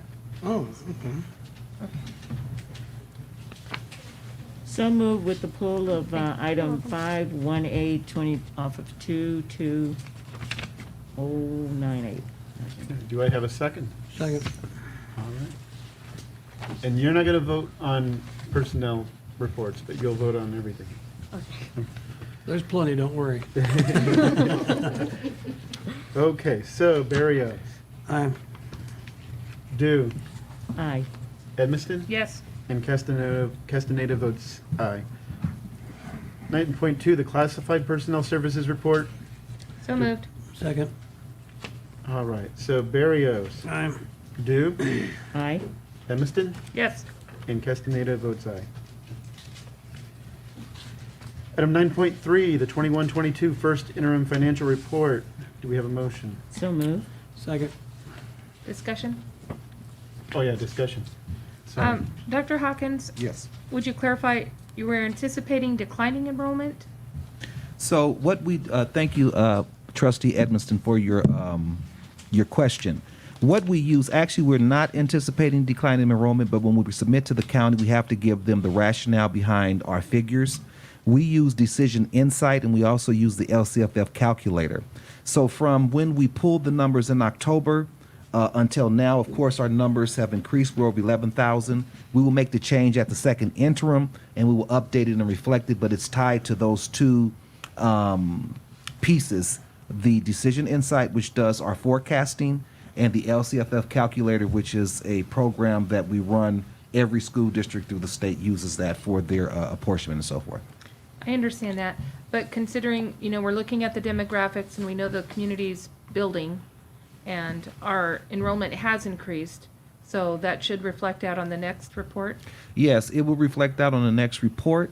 We will look at the Decision Insight. I will go back to them for an update in terms of the demographic, for the area, and we will put that numbers into the calculator and so forth at our lock date when we have for our attendance. So it will be updated to answer your question. Thank you. You're welcome. Any more discussion? Okay. Angel. Yes. Barrios. Aye. Dew. Yes. Edmiston. Yes. And Castaneda votes aye. Item 9.4, the Victor Valley Teachers Association Sunshine Proposals. So moved. Second. Okay. Discussion. Yeah, discussion. Do we have any discussion? Okay. Does Angel vote on teacher contract? Okay. She can. I think she can. Yeah, she can. She Okay. can. It's Go not get 'em. people. All right, Angel. Yes. Yes. Yeah. Barrios. Aye. Dew. Aye. Edmiston. Yes. And Castaneda votes aye. Item 9.5, the Victor Valley Teachers Union, Victor Valley Union High School District Sunshine Proposals. So moved. Second. Do we have any discussion? Okay, Angel. Yes. Barrios. Aye. Dew. Yes. Edmiston. Yes. And Castaneda votes aye.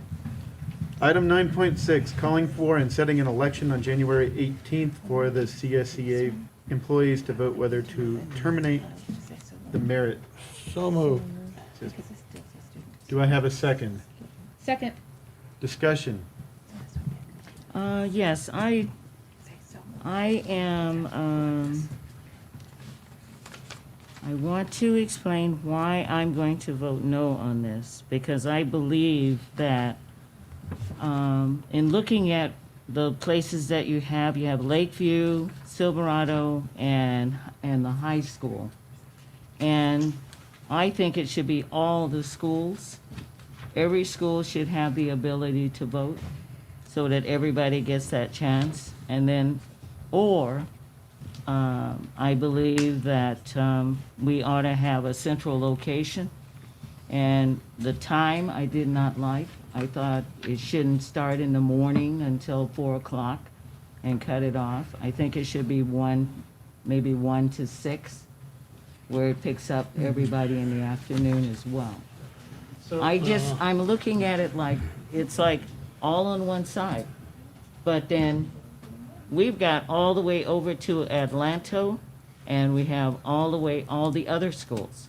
So I just believe that it should be all schools instead of just 3. And I kind of agree with you about having more than one school, but running the election, having it more than one is hard enough, because the more It's sites ridiculous. you have, the higher risk of somebody contesting the election. Of That's one course. thing. But I do think it would have been a good idea if we could have had Adelanto, because it is so far out there, all right? But that's just That a eliminates suggestion. them. And I know I've had to run these elections, and they're a pain in the neck. But I did want to say that reading all the stuff, if anything could go wrong in that election, I don't see how, because all the stuff is, everything's accounted for except maybe the color of the door, all right? Because this is just like, the CTA election guide. I mean, everything is tight unless people screw up. But the process is very good.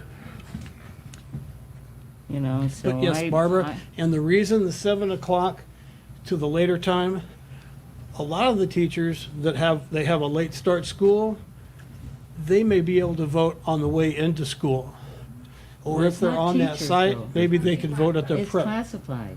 It's not teachers. Well, classified employees start Yeah. at 7 o'clock in the morning too, and Yeah. they have late time. It's not that Excuse me, time. it's just a Freudian slip, okay? Oh, okay. Excuse me, all right? Freudian slip, But okay. the employees, when they're coming in, if they have a late start school or their shift starts late, food services starts at late sometimes, that way they can So- still vote and it doesn't interrupt maybe their childcare or something Well, like then, that. but why don't we just have it at every school?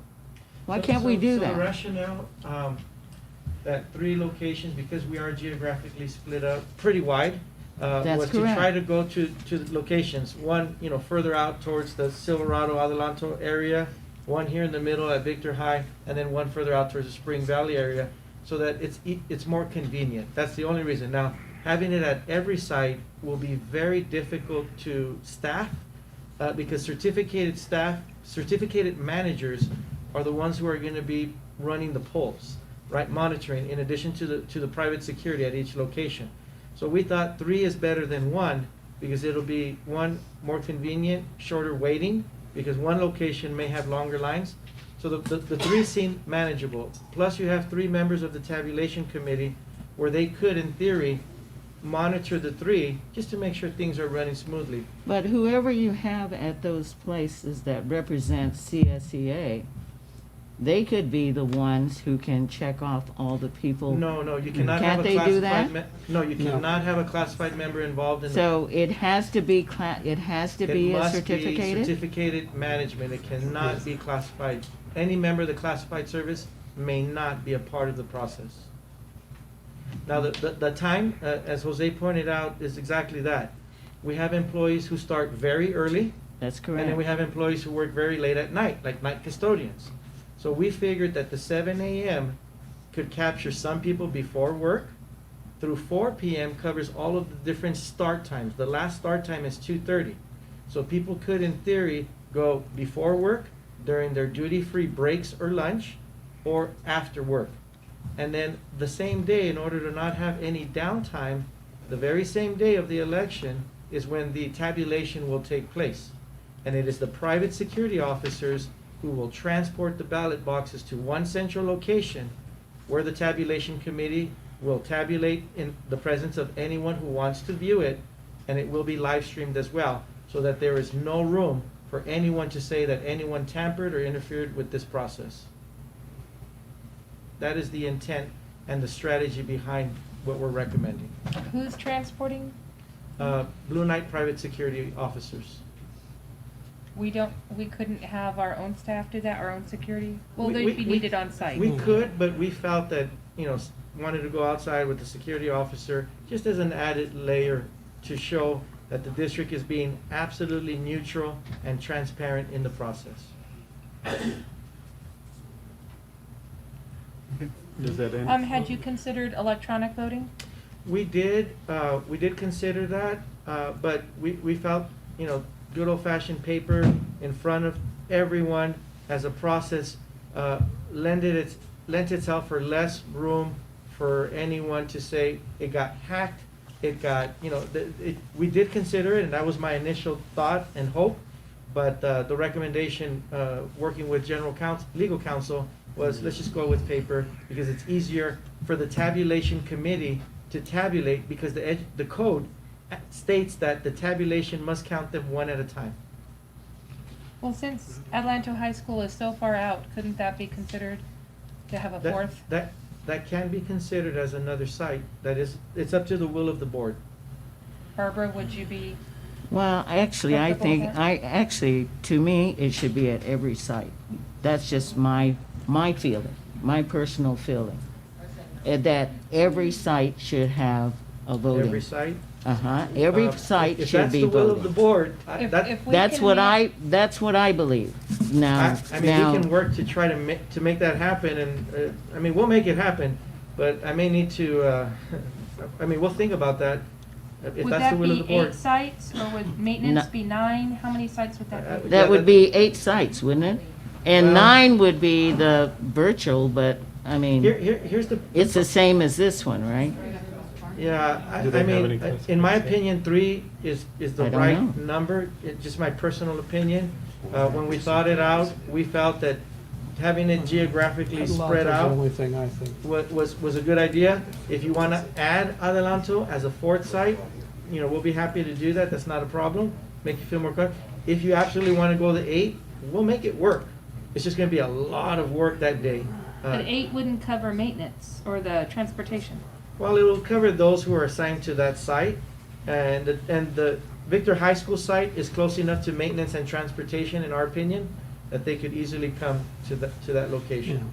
I would be happy with adding an Adelanto site, and I know, and I've been through this, I've lived it. Adding an extra site is a hassle, and it increases the probability of something happening. But the Adelanto site, that to me would create the potential for, because Adelanto's the worst situation. They start at 8, so are they going to be able to go to Silverado between No, 7 they're not. and whatever, and still make it to Adelanto to start their school day? So I'm not And if concerned and about. if they get out of school, almost 3 o'clock. Are they gonna rush out of the parking lot with all that traffic there and try to make it, so that would be the problem Sure. for So them. to your point, Mr. Barrios, I have no problem adding Adelanto, and I don't have any concern about any room for anyone interfering or tampering. We will add an additional security guard. We will staff it with certificated management.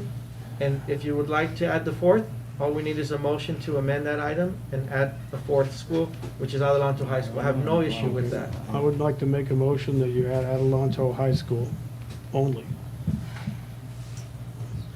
So we you need a have all the second? latitude and longitudes covered, basically, and all the time schedules of the surrounding Yeah, schools. I have no problem with your recommendation.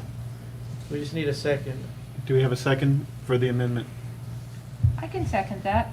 I do believe, though, that if we could have it at each site, that accommodates every single employee. Accommodates everybody.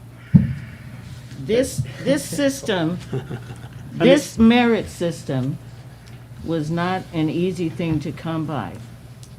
George Air Force Base was out here, and people could not be hired within Victor Valley High School. People of color, this girl, him, me, people like her, none of us could be hired at one point here in this Victor Valley High School. Over 50 years of being in Victor Valley High School was all predominantly Caucasian. So the base out there wanted to have a system set up within this system to provide in the institution security for people to be hired without discrimination and a fair system. They didn't want it, so it was so much nepotism, discrimination, conflict of interest, bribery or collusion, none of that. So that's why, one of the reasons why this system was set up here. Now, if we don't like the people that run it. Can I say That- that is there's a not- motion? no, There is a no, motion no. on the floor. We already did that. We didn't vote on But it. we're doing discussion, and We can discuss the amendment. the issue. That's We fine, are okay. discussing it. Anyway, effectiveness and efficiency are what we are looking at here. And the institution runs most effective when it is fair to everyone. So that is my biggest thing that I have about having it so that everybody gets to vote, not one group over here at that school or this school or another school. Everybody gets to vote. Barbara, can I make a suggestion? I don't think we need an individual site at Goodwill. I think the Goodwill staff, we have, believe it's maybe 3 classified employees there. It's close enough to Yeah, either to one- Victor. Right, to Victor. So we could make transportation one of them. We can make that site one, because that has all classified, right? Whatever the will of the board, we will make it work.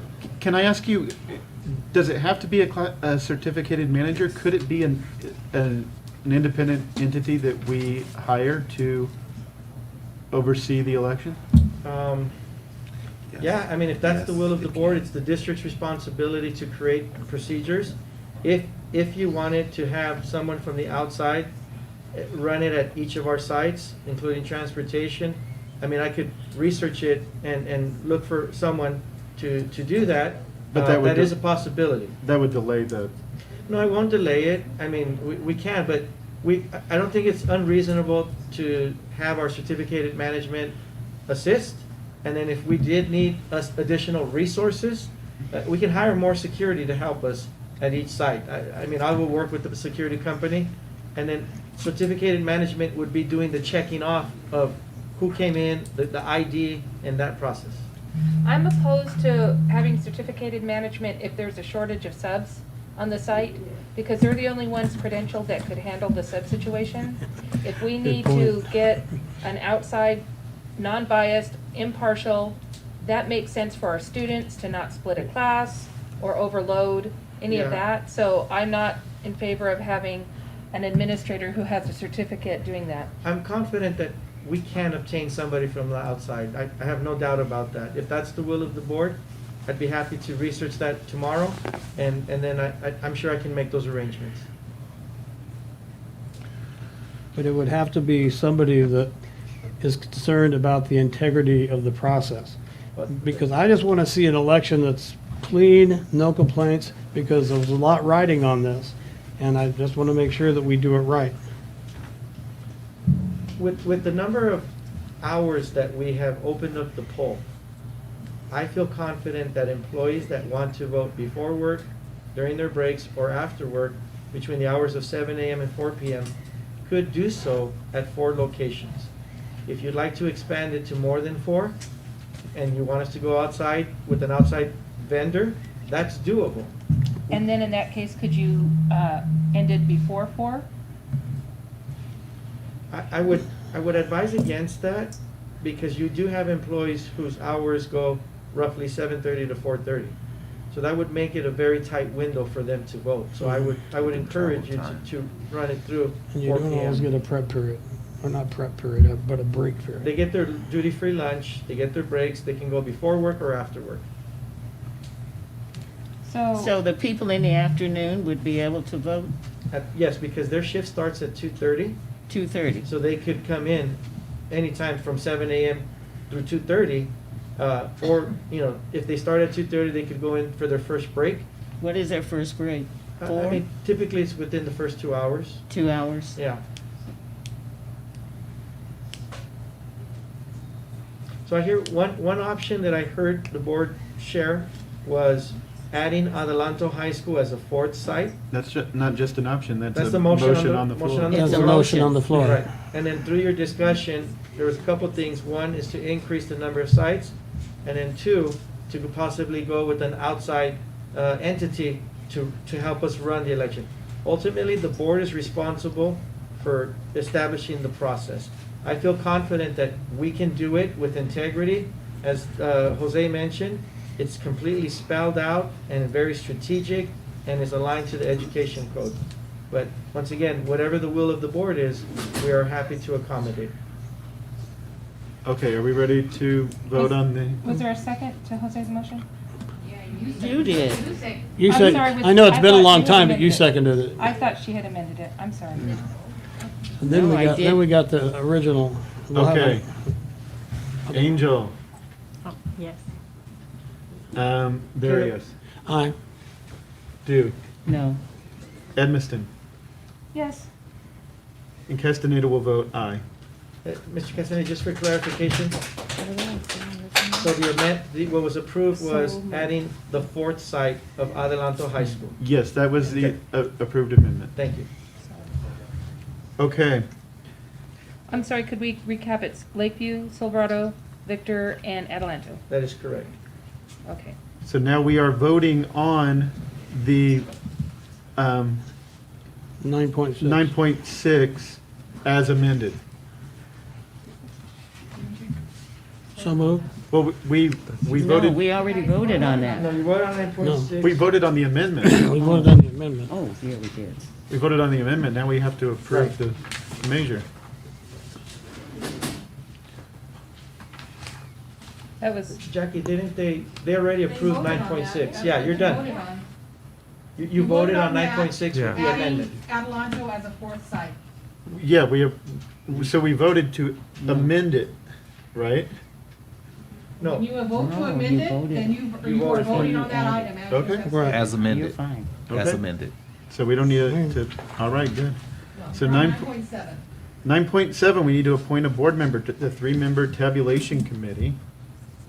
Do we have, It's the will of the board, whoever would like to serve on it's required that there be a board member, a member of the Personnel Commission, and a member of the Classified Service. We have the other two already.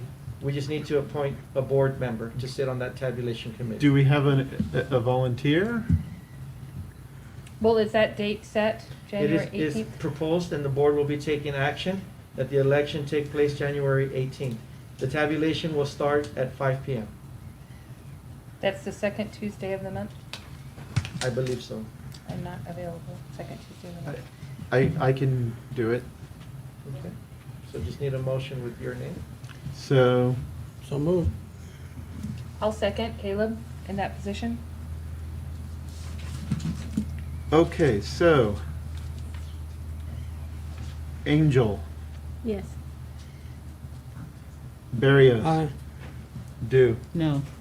Edmiston, Yes. and Castaneda votes aye. We didn't have a chance for discussion I'm on sorry. that. I apologize. Barbara, would you like to take the opportunity to discuss? Would that help? No, there's nothing to discuss. Okay, I'm sorry. No, it's fine. 9.8, appointing a 3-member tabulation committee for the election vote and certification of results of the election. So moved. I have a question. Are those not the same two items?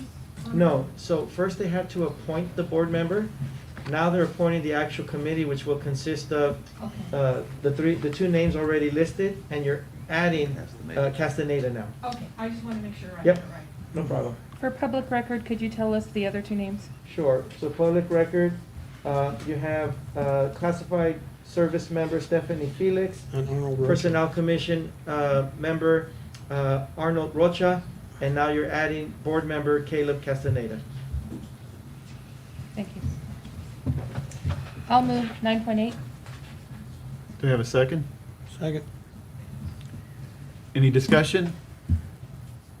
Okay, Angel, Yes. Barrios, Aye. Du, No. Edmiston, Yes. and Castaneda votes aye. 9.9, setting an open forum on January 11th, 2022 for CSEA employees to be informed of the arguments in favor of and in opposition to the termination of merit civil service system of the Victor Valley Union High School District pursuant to Education Code Section 45319. So moved. So it's required by law, just want to make sure you know. And in order to be transparent, we gave the classified service CSEA representative an opportunity to provide their name. We gave the Personnel Commission an opportunity to provide their name. The classified already provided the name, which is on there, Kenny Wilson. The Personnel Commission will be providing someone from the Association of the Merit System. So just for your information. And that's set for January 11th at 5 p.m. at Victor Valley High School in the Performing Arts Center. Will that be available via Zoom? That will be available live stream, yes. And people can attend in person as well. Do I have a motion? So moved. Do I have a second? Second. Discussion?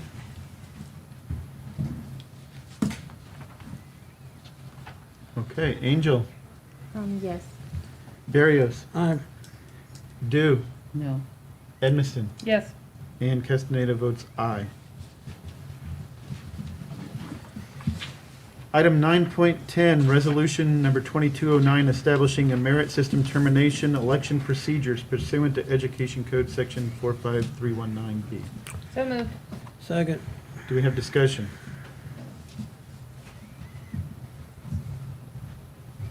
Okay, Angel, Yes.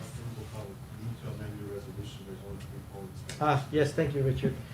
So since the board amended the first item to add adelanto, we need to add the fourth site, if the board desires, add Adelanto High School to the resolution, so amendment first. Good catch. Thank you. I'll amend that to include Adelanto High School. I'll make a motion to amend the original motion, including Adelanto High School. Okay, second that. okay, discussion. Okay, Angel, Yes. Barrios, Aye. Dew, No. Edmiston, Yes. and Castaneda votes aye. I don't need to vote again on? No, you do not. Okay. You're now on minutes. Item 9.11, Educator Effectiveness Block Grant Plan. So moved. Second? Do I have any discussion? Okay, Angel, So moved. Yes. Oh. Barrios, Aye. Good job. Dew, Yes. Edmiston, Yes. and Castaneda votes aye. And this next one, can you allow our student board member Yes. a few Oh, moments? she should. That affects students.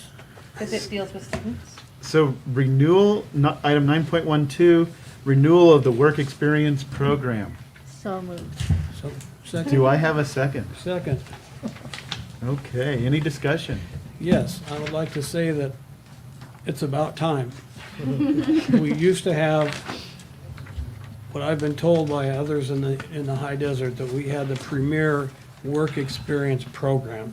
We did. And then it kind of sort of disappeared and changed its form to where now it sounds more like the old program where the students are gonna get a job, get school credits at the same time. So they get the best of both worlds. They don't have to, forget school to have a job. And they'll have exploratory work experience. They'll have the three different branches, which they didn't used to have the CTE component, but now they do. So that's great. I'm glad to see it back. Any other discussion? Okay, Angel, Yes. Barrios, Aye. Dew, Yes. Edmiston, Yes. and Castaneda votes aye. Item 9.13, the MOU for the University Enterprises Corporation at Cal State San Bernardino. So moved. Second? Any discussion? Angel, Yes. Barrios, Aye. Dew, Aye. Edmiston, Yes. and Castaneda votes aye. Item 9.14, the school plan for student achievement at Victor Valley Virtual Academy. So moved. Second. Discussion? Angel, Good job, Kevin. Yes. Barrios, Aye. Dew, Aye. Edmiston, Yes. and Castaneda votes aye. Item 9.15, contract renewal for Parent Institute for Quality Education. So moved. Second. Discussion? Yes, most people already realize, but this program it's so good. Gets the parents involved, and the parents that they want their kids to have a great education, but the school districts or the system has made them feel like, no, this is our job. And this gives the parents, it empowers them. You know, I've gone to the couple of the graduations, and those parents, they come out, they are proud. They got their PK pin, they graduated, and it's pretty cool to see that parents are involved and they want to make some changes, and they don't have an axe to grind. They actually want to help, and they know how to ask us to do it. Any more discussion? Angel? Yes. Barrios? Aye. Dew? Aye. Edmiston? Yes. And Castaneda votes aye. Item 9.16, the contract renewal for Curative Labs. So moved. Second? Discussion? Yes. This is $1 million. Is this for the testing? Yes, that is correct. So when we first started the contract with Curative, it was free. It was a piggyback off of the San Bernardino County Office of Ed agreement, and it was being charged to the insurance when the legislation allowed for that. Then what happened was that legislation sunset, and now labs were all charging. So we compared various other vendors, and they were more expensive, or there were scandals related to them where there were some really bad outcomes and just not accurate results. So the initial, the first amendment that you're looking at is $80 for staff per test, $40 per student per test. They have since, that will run through the end of October. But then beginning November, they want to increase the price to $80, and that'll cover us, until, as we continue. We have since now researched through the California Department of Public Health and have made contact, and everything's in motion so that we can do the free testing, but it's the rapid test. It's not the test that we're currently doing. Now, what we don't want to do, and we're asking the board to please approve both of these contracts, because we have to pay the bills that they've been doing the testing even after it wasn't free anymore.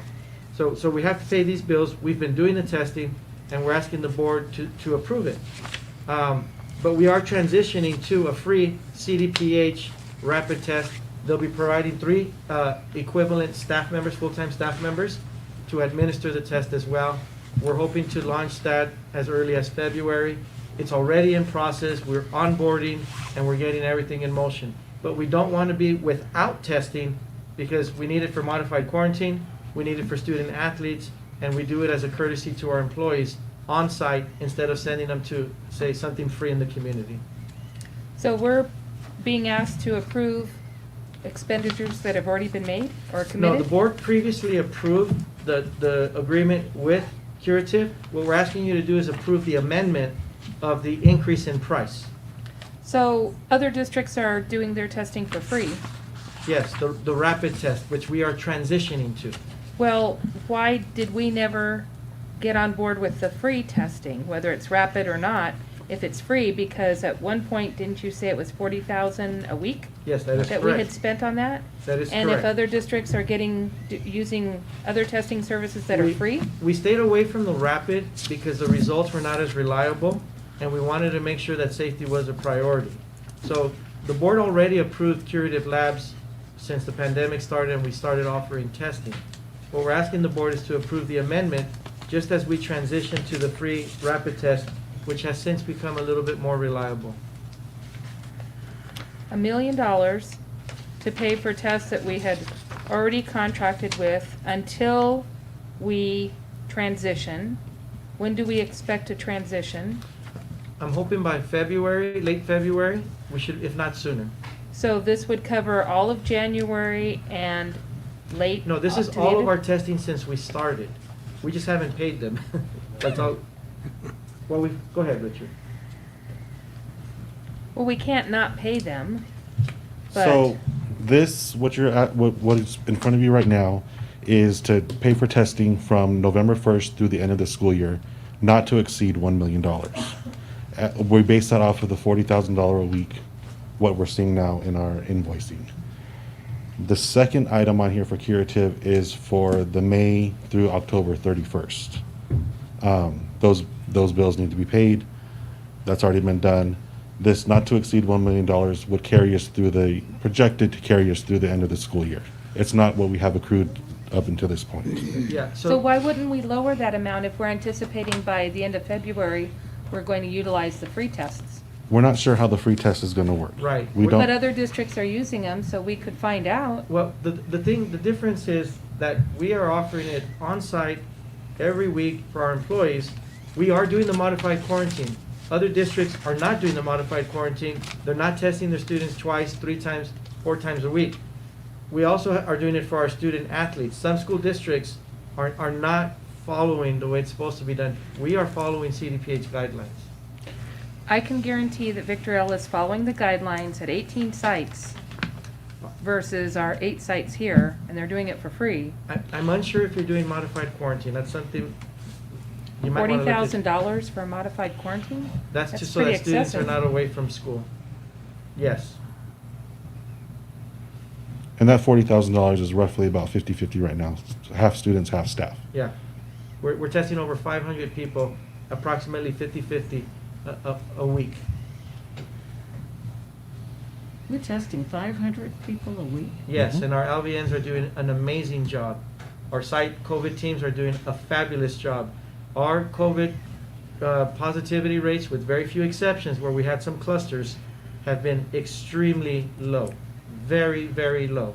And a lot of it has to do with us being proactive in testing.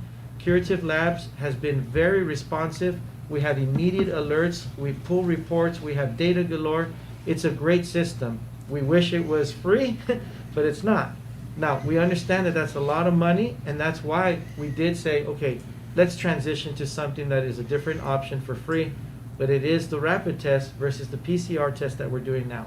So there's a difference. Does that mean it's a swab or it's a spit test or? No, it's a swab, and the difference from what I understand, and that's why I'm still a little uncomfortable, and that's why we want to maintain the contract with Curative, it's not a self-administered swab like we do now.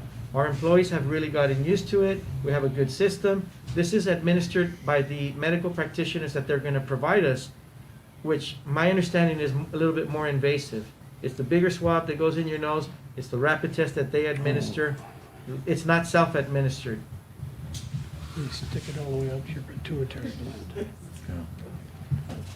So that's what we're going to? But we're not letting go of Curative. That's why we'd like the board to approve both of these items, because if that doesn't work out, it's free. We can always say, this is not working for us, let's continue.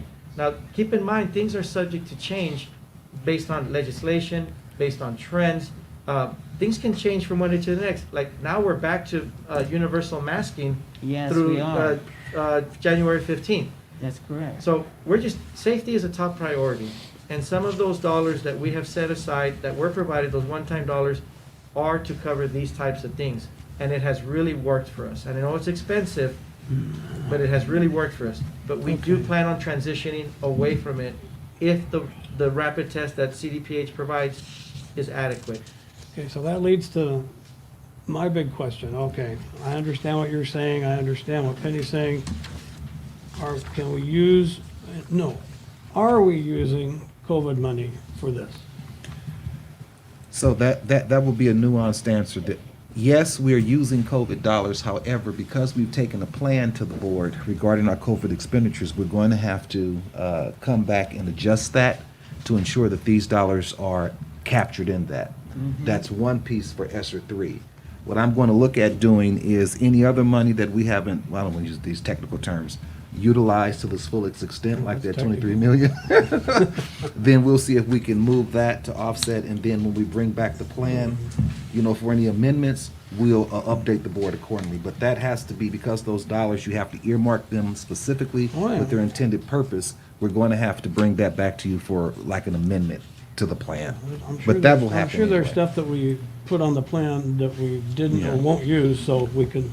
Because what Dr. Yee, what we do to work together is we look at our expenditures, and then we see how we can kind of, what we haven't been utilizing dollars with Fidelity in, and so we make some adjustments. But we have to bring that to the board and share with you next steps. It's called juggling.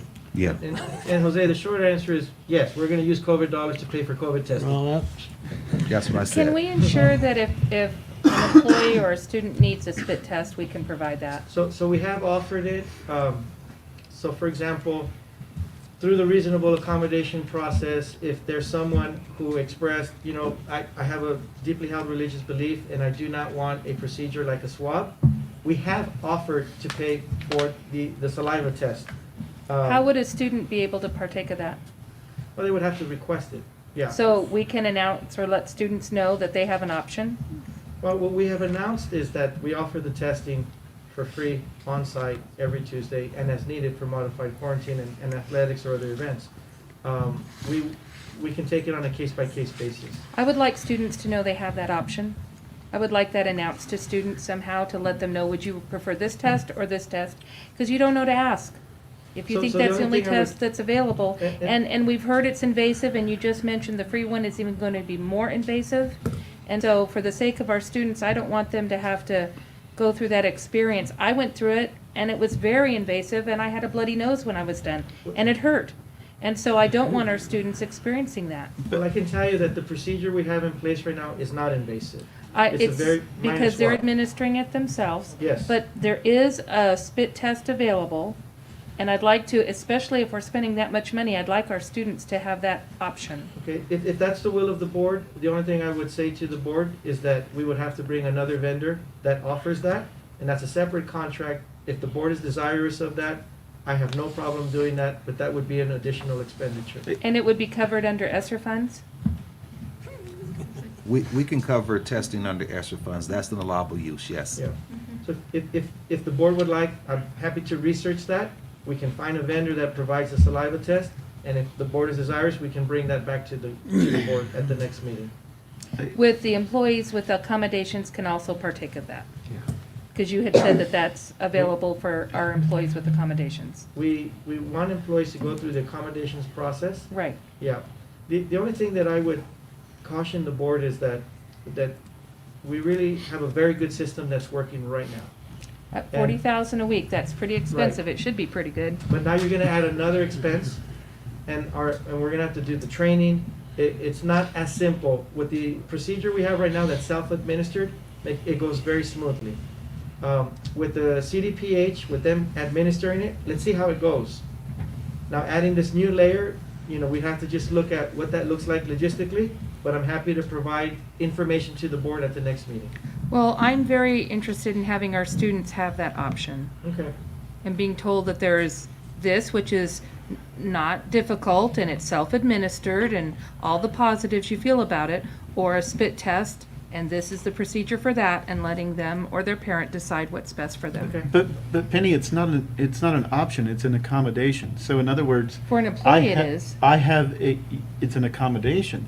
So in other words, I have a deeply held religious belief. This religious belief existed prior to supposedly the testing. It's not just, well, I'd rather have this. It's a religious belief is because it's something invasive. From what I've heard, parents project that it's something invasive in their body. This way, if it's an option of a spit test, it's not something invading their body. So I don't know the religious objection because it's not my religion that is objecting to it, so I'm not familiar with it, but I've heard many parents report that. So given that, giving them options, I think, is important. I think it's important to know, we currently accept other lab-run tests. So if a family wanted to go and get a saliva test somewhere else in lieu of what we offer for free, they can do that. I would encourage the board to consider it on a case-by-case basis versus just offering it universally, because we don't know what that's going to even look like just yet. But I'm happy to do some research, and before we market it or publicize it, is have the information first, look at what the contract might look like, because my understanding is a saliva test is way more expensive, is what I understand right now. But I will do the research, and we will provide that information either through a memo or at the next board meeting, if that's okay. way more expensive than the $80 each, and we don't Yes. even know if it's more expensive, and yet we've been paying the $80 each instead, and 40 for students, 80 for adults, instead of the free test, because we thought that that wasn't reliable, and yet other districts are using the free test reliably. I'm concerned that's excessive money, and it's not to the benefits of our students. Well, and that's why we're shifting to the free test, but I will bring the information back to the board, not a problem. And if I may, one of the concerns with the free testing that's being offered through the state, as Dr. Rubalcaba was reviewing the contract, it's subject to availability. So there's no guarantee that there will be tests available when we need tests, or that we'll have the supplies needed when we need them. Right. Whereas curative, we have everything we need when we need it, well in advance. Can't they go to their medical provider? I'm not sure. I don't think so, but, So that was a major red flag reading Right. through the information there, that it is subject to So availability. with the one that we have right now, it's guaranteed that they will get. we've not had You a can, single problem. did you have any problems with that? Not with a this single one? problem with curative. And so if our money for ESSER goes toward this, then it would be $1 million for the rest of this whole term? We estimated for the rest of the You're school year. just estimating it'll be $1 million. So we could, Antoine, we could take out some of our funding for this, right? Yes, ma'am. Yes. Yeah, yeah. Not general fund. Not general fund. No. At this time. No, we don't, we already got enough coming out of general fund going into other We'll be stuff. careful.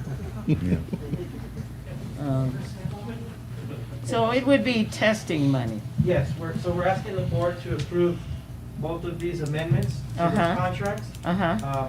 So that we can continue to offer this at no cost to our employees, but there is a plan in place to transition to the free CDPH testing if it works out.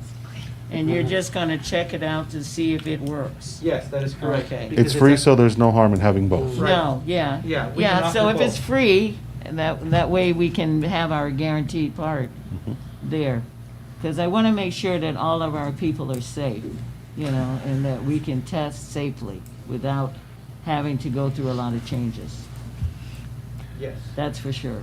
And remember, if we see that the free option is working phenomenally, Then we embedded within can our contracts, transition. we can Okay. cancel. All right, Yeah, that's there's a good. three-day notification. cancel. We can cancel. Okay, All right. that's good. Okay.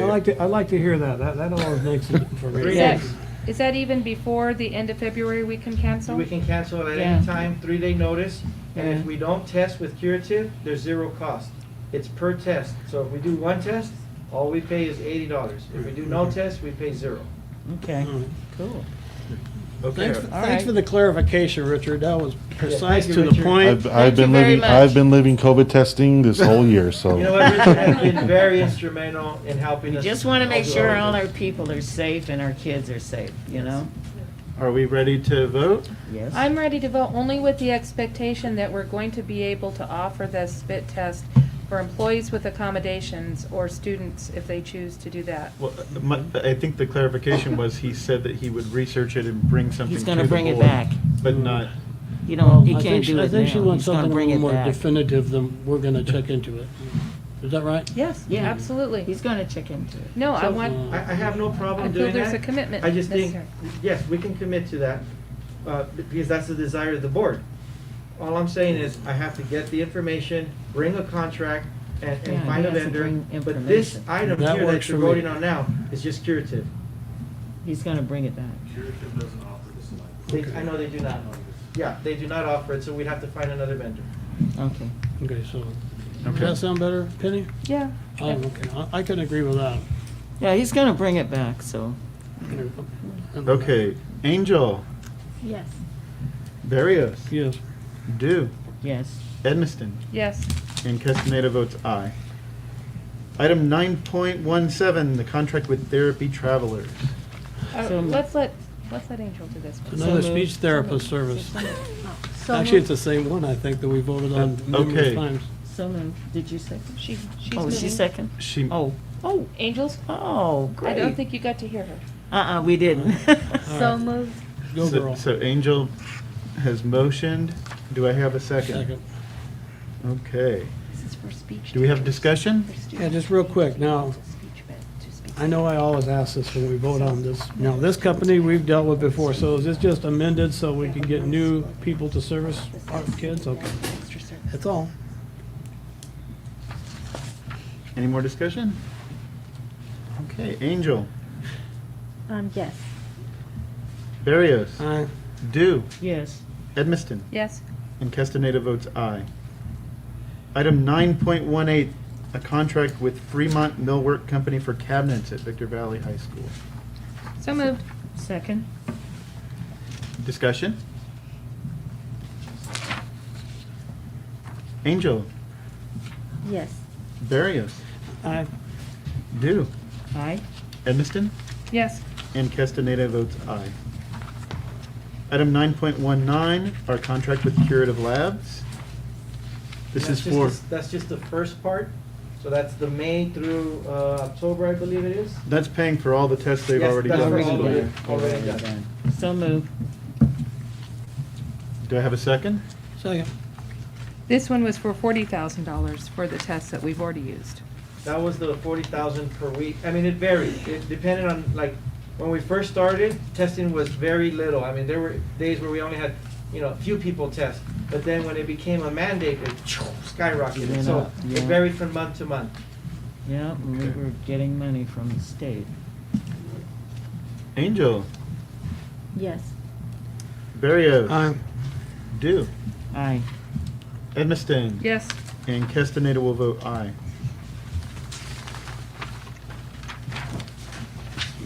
Item 9.20, contract with California Department of Public Health for COVID-19 testing. This is the free one. There's So no- moved. No comment. There you Did you go. move? That was quick. That was really quick. You knew how to get attention, all right. A second? Okay, so we have a motion and a second. Discussion? Now, this is the free one. Yeah. Okay, because at the conference, that's why we go to these conferences, ran into, I guess it's a company that coordinates and then hooks us up with these Yes. public entities, because trying to get anything done with them is like pulling teeth. Yes, and in addition, Dr. Williams had already been in communication with some folks. I had been in communication with some folks, but they solidified it and made it really easy, and the wheels are in motion. And I'd like to say that this is the reason, item 9.20, this is the reason why we do not want to provide just a general option for another test, because this is the one I hope all of us agree we hope works out. The $0 one. We agree we want people to have the option that best suits them, because if they don't want the thing, a lot of the people, if you want, go to Apple Valley or Hesperia's school board meeting and tell somebody how, oh, well, the thing up your nose is no big deal. You'll have a hard time getting out of there, all right? Well, 46. Now, if they just have to spit in a thing, that's kind of hard to argue that that's invasive. It's, against somebody's rights or anything like that. But try going to a school board and telling them at $46,000 or more, because this might be a more expensive option. And it may not be. So this item is just a free one, and then I'll bring back the saliva test information. Yeah, we'll just Google free spit test. Okay, so do we have any more discussion on this? No. Okay, so Angel.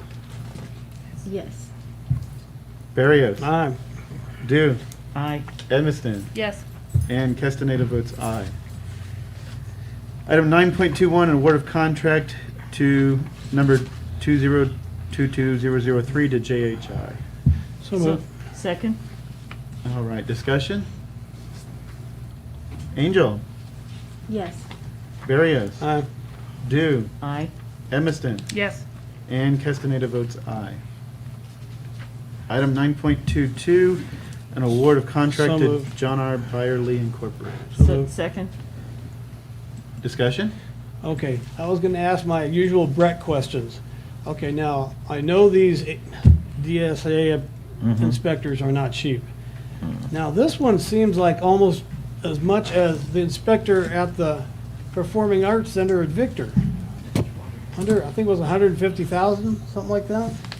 Well, the 175 was the previous item for award 9.21. This one is only 33,248, and it's for geotechnical inspection that goes with the solar at Silverado. So this Well, is yeah, different that's cost. why there was two. Yeah, there's two But different The inspections. 33 didn't bother me as much as the 150-ish. Yeah, the 175, yeah, they're And this They're is just for, expensive. and this is just for a solar project? yes. I know the DSA is totally out of hand. Yeah. You know, we've got kids to educate, and all they have to do is go, yeah, those screws are right, those screws are right, okay, good, the footings are fine, thank you, give me my check. And we got kids in construction classes that could do that. Give them the money. Sorry. I know, the system, you can't beat it. Can't, yeah. Have no control over that one. Sorry. That's it. Okay. Angel, Yes. Barrios, Aye. Dew, Aye. Edmiston, Yes. and Castaneda votes aye. Let's see, this is 9.23, an award of quote to Resolite. So moved. Second. Discussion? Okay. Question 2. Even though it's not really a question, it's a statement. All right, now, I looked at the order, looked at the mat, and I told people how much these chunks of rubber cost. They're not cheap. No. But anyway, so all the work they did, which we're approving that later, all the work they did in that room, now allegedly, is all the asbestos done. Yes. Okay, even the pipes up above? In the weight room, or excuse me, the wrestling room, I don't believe there are any pipes left in there. Oh, they don't have that anymore? Well, I haven't been in there in a long time. but- Okay, because all those pipes used to be asbestos wrapped. Oh. Okay, well, that's good. Thank you guys for getting that done, because Brett I got it want to done hear pretty 10 years quick. from now that these wrestlers are all getting cancer. Oh, no. It's changed. Okay. Any more discussion? Okay, Angel, Yes. Barrios, Aye. Dew, Aye. Edmiston, Yes. and Castaneda votes aye. 9.24, an award of quote to Rotolo Chevrolet. So moved. Second. Discussion? Just one, another Brett question. Okay, now, when I was looking at the thing, it says work truck, okay, is that going to include a utility bed or anything like that? I didn't see anything on the quote, but I just figured I'd ask. So this is a smaller truck, so several of my staff go to sites and don't need a truck, mainly my landscapers, because their tools are already out there. So this is a smaller truck, it's more gas efficient, just so they have something to drive to and from. Does it at least have a long bed? It didn't say whether it was long bed or short It bed. is a long bed, yes. Okay, that's good, because one of those mowers wouldn't even fit on a regular bed on those things. All right, and they got a good price, it looked like, too. Yeah, they really did. Okay. That's it. Angel, Yes. Barrios, Aye. Dew, Aye. Edmiston, Yes. and Castaneda votes aye. 9.25, an award of quote to Norr Systems Incorporated. So moved. Second. Discussion? Angel, Yes. Barrios, Aye. Dew, Aye. Edmiston, Yes. and Castaneda votes aye. 9.26, an award of quote to Western Safety. So moved. Second. Discussion? Angel, Yes. Barrios, Aye. Dew, Aye. Edmiston, Yes. and Castaneda votes aye.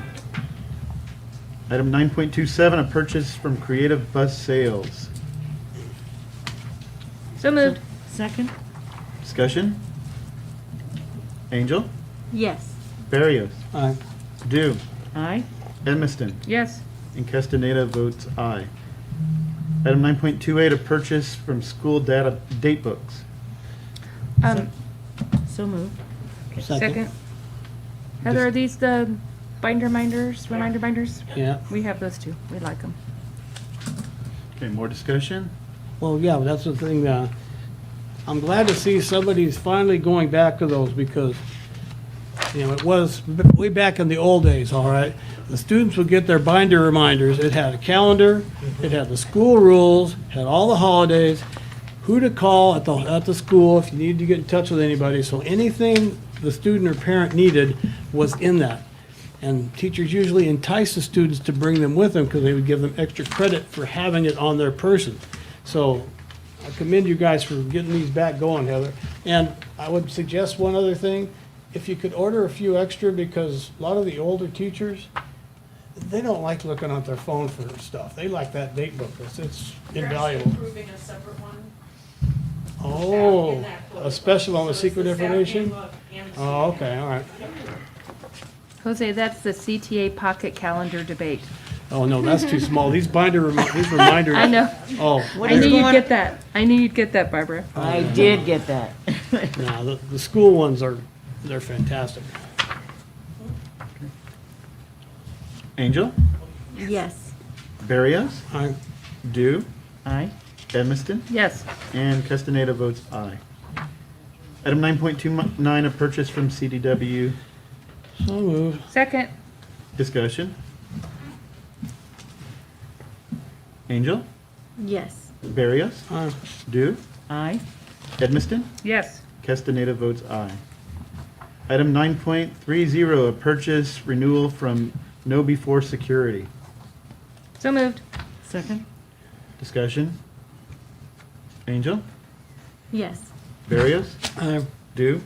Aye. Edmiston? Yes. And Castaneda votes aye. Item 9.31, a purchase and adoption from Savas ILIT EL curriculum. So moved. Second. Discussion. Yeah, it's a catchy name. Savas. Do you understand? Is that correct, Spanish teacher?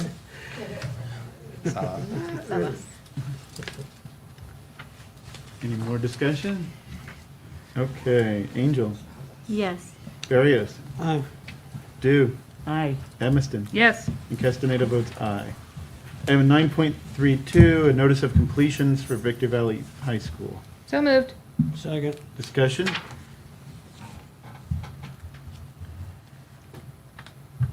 Angel. Yes. Barrios. Aye. Dew. Aye. Edmiston. Yes. And Castaneda votes aye. Item 9.33, CSBA Delegate Assembly nomination. Who's currently serving in that I position? am. Okay. Would you like to continue? Yes, I am. I would like to would. nominate Barbara. Thank you. Second. We get a lot of money for this. Any discussion? Okay. So, Angel, Yes. Barrios, Aye. Dew, Aye. Edmiston, Yes. and Castaneda votes aye. Moving on to item 10.1, stipulated expulsions. Are we going to vote on these individually? No. No, they're all one package. All one package, okay. So moved. Second. Okay. No discussion Correct. on item 10.1. So, And there's 6. and Angel will not, you will not vote on this. Barrios, Aye. Dew, Aye. Edmiston? Yes. And Castaneda votes aye. Item 11.1, conference request.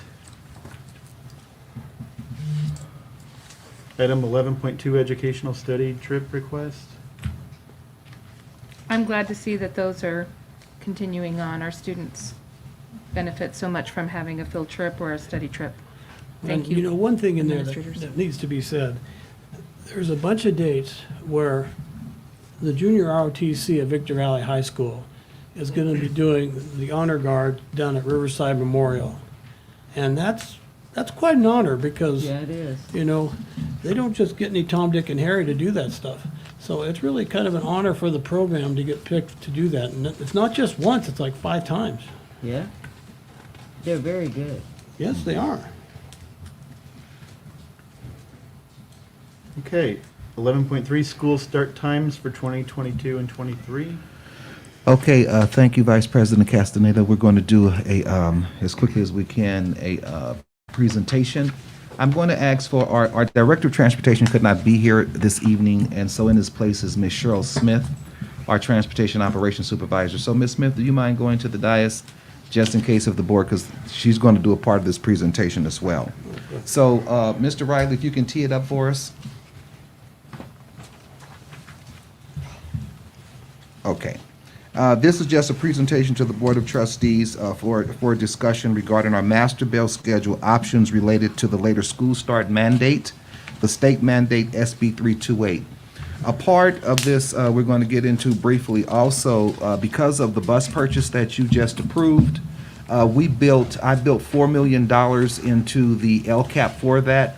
We won't use that whole amount at this time, but the monies are set aside. We did that as a part of our plan. Next slide. So just a quick background, Senate Bill number 328. This bill requires the school day for middle schools and high schools, including those operating as charter schools, to begin no later than 8 a.m. and 8:30 a.m. respectively. The implementation date is effective the next school year, July 1st, 2022. Of course, if there are any changes in state law between now and then, we'll make adjustments accordingly.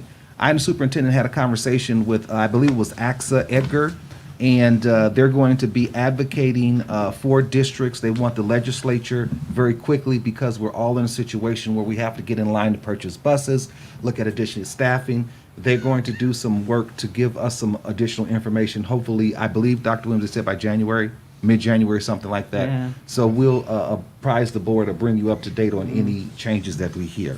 Next slide. So currently, and then Ms. Smith is going to take over on the next slide or so. Currently, this is our current model. Our general education, which are non-mandated students for transportation, we transport about 3,000 of those students daily. And that's on 21 buses, so 42% of our buses are assigned to what we call general education routes. Special education, which is mandated, of course, that is tied to our IEPs. That is sort of like you would call a contract regarding providing them service. We're transporting on average right now, we just looked into the system, about 500 special needs students. That's 28 buses, or 58% of our buses are assigned to SPED routes. Activity trips pre-COVID-19, 17,500 students transported on extracurricular field trips. That's phenomenal. About 700 buses. 87% of our extracurricular trips were supported by VVUHSD bus drivers. And the other percentage was contracted out to groups such as Ed Meyer up here in the high desert. Next slide. This right here is our current bell schedule. So we wanted you and the community board to just see this real quickly. We have our Tier A. We're talking 3 tiers. Tier A is Victor Valley High School. It starts early.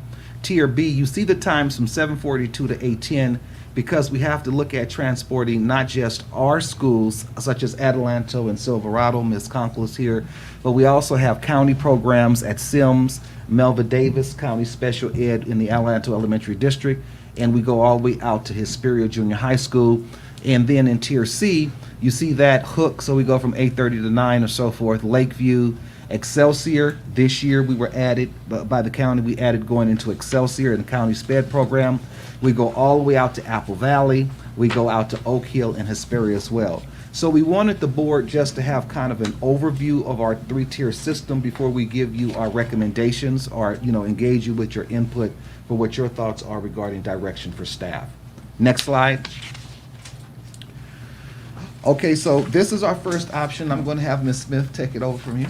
Okay, so our option 1, basically it takes Victor and Hook and switches them.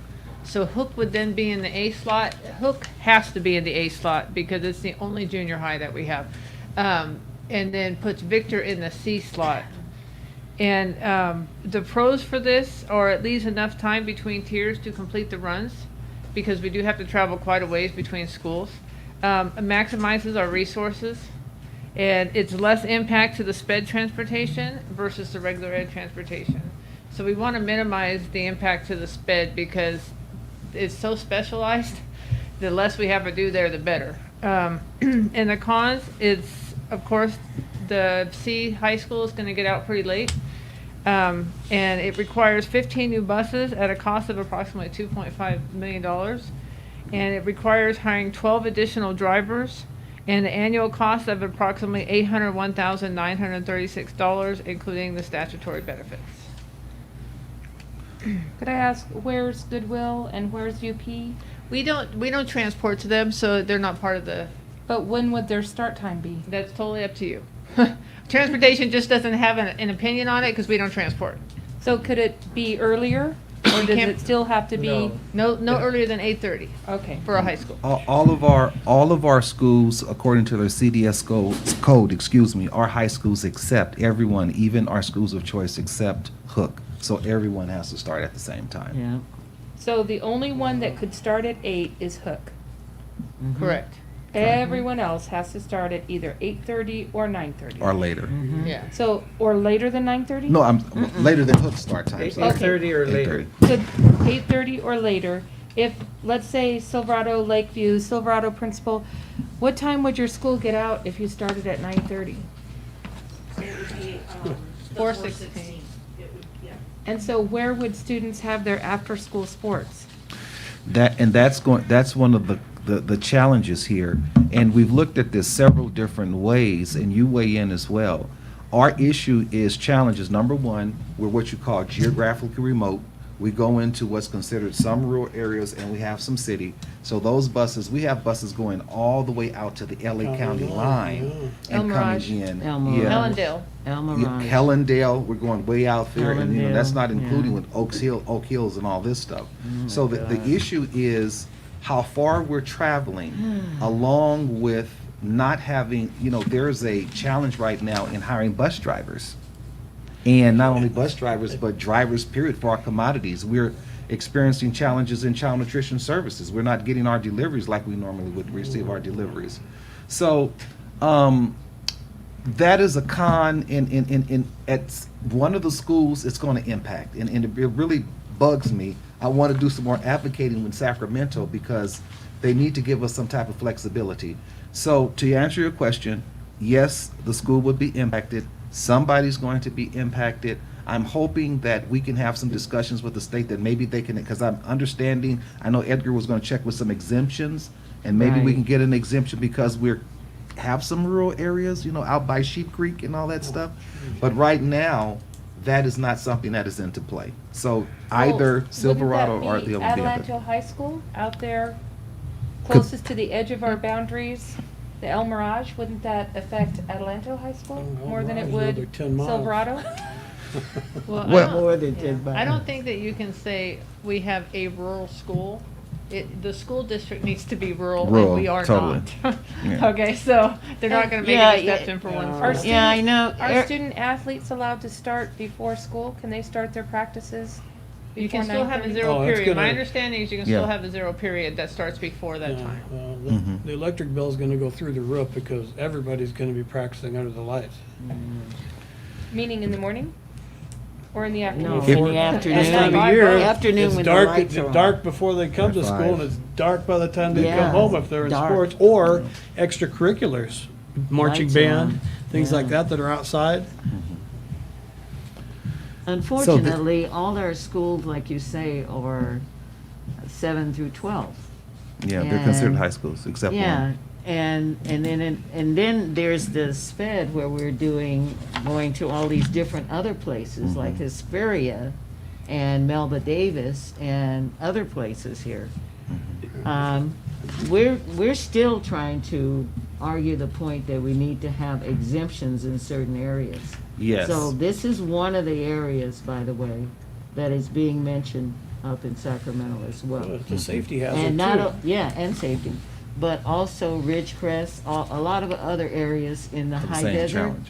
are combining themselves together, getting together in order to try to change this a little bit, because we do go far out instead of just one little area, like a lot of other places do.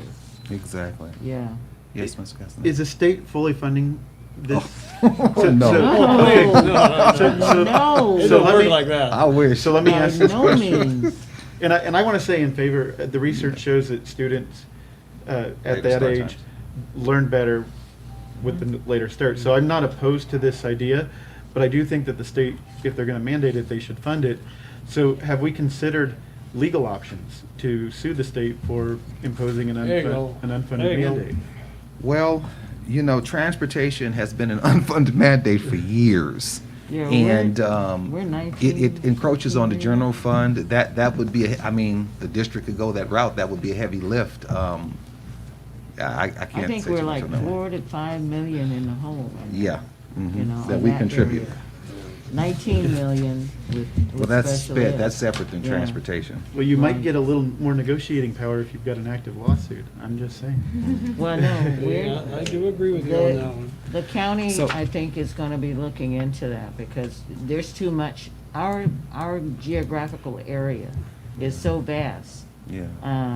You're right. So we've gotta have some sort of exemption. It's a statewide mandate without the considerations of the ramifications. Right, For exactly, everyone. exactly. We contacted Poway Unified, they did a big presentation. All districts this is a challenge for everyone. Oh, terrible.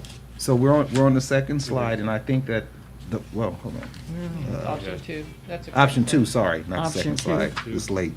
Option 2. Option number 2, which Option has 2. Silverado, and option number 1 was Victor, so we were just switching.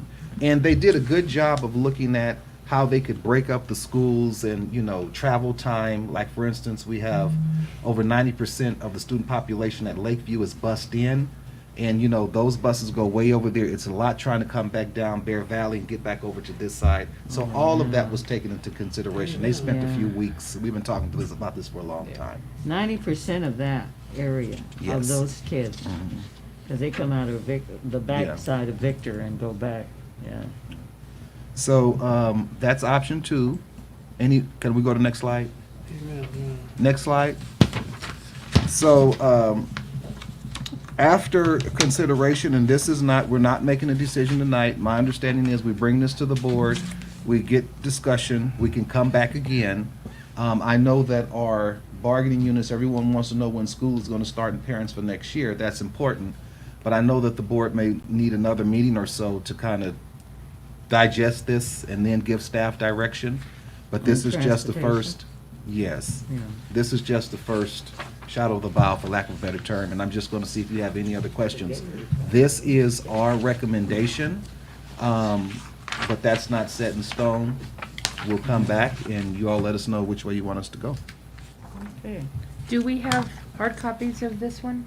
Yes. Yeah, we do. I This gave is you a it. hard copy, Right and here. we This will is it right email here. you That's this right. and This is the first interim as well. Thank We you. have it too. Okay. So any questions for me and Ms. Smith? Comments from the board? Student perspective, what do you think about this? Because the state is now requiring that our schools start no earlier than 8:30 Exactly, for high schools. for high school? And 8 o'clock to middle schools. Personally, I think it's good because it benefits us, we get more sleep. You can play video games That's later. pretty good At your sleep. age, you need it. Yes, we need Yeah. more video game sleep. No. But then, like, it does kind of vary for teachers as well because, that means you guys have to stay later than your guys' usual time. So it's like, it's a win for us, but it's kind of not a win for the teachers at the same time. Yeah. Well, It's it's our thoughtful that bus you think of system, that our point of view. transportation system. That's what it is, yeah.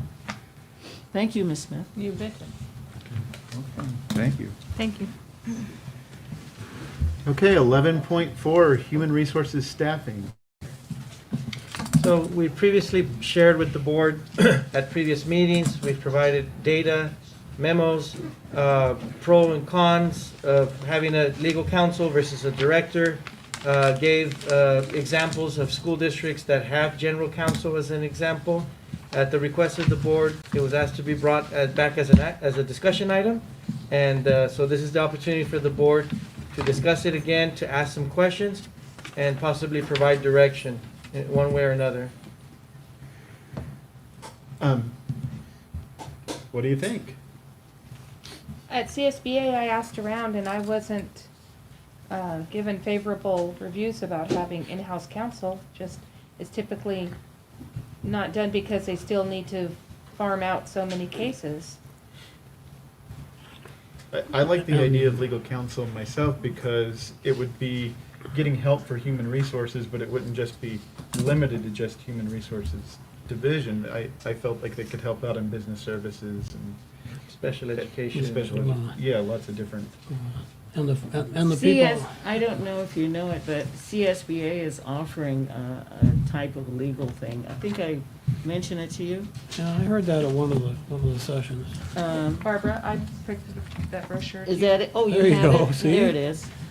And you might want to contact them and find out what they're offering.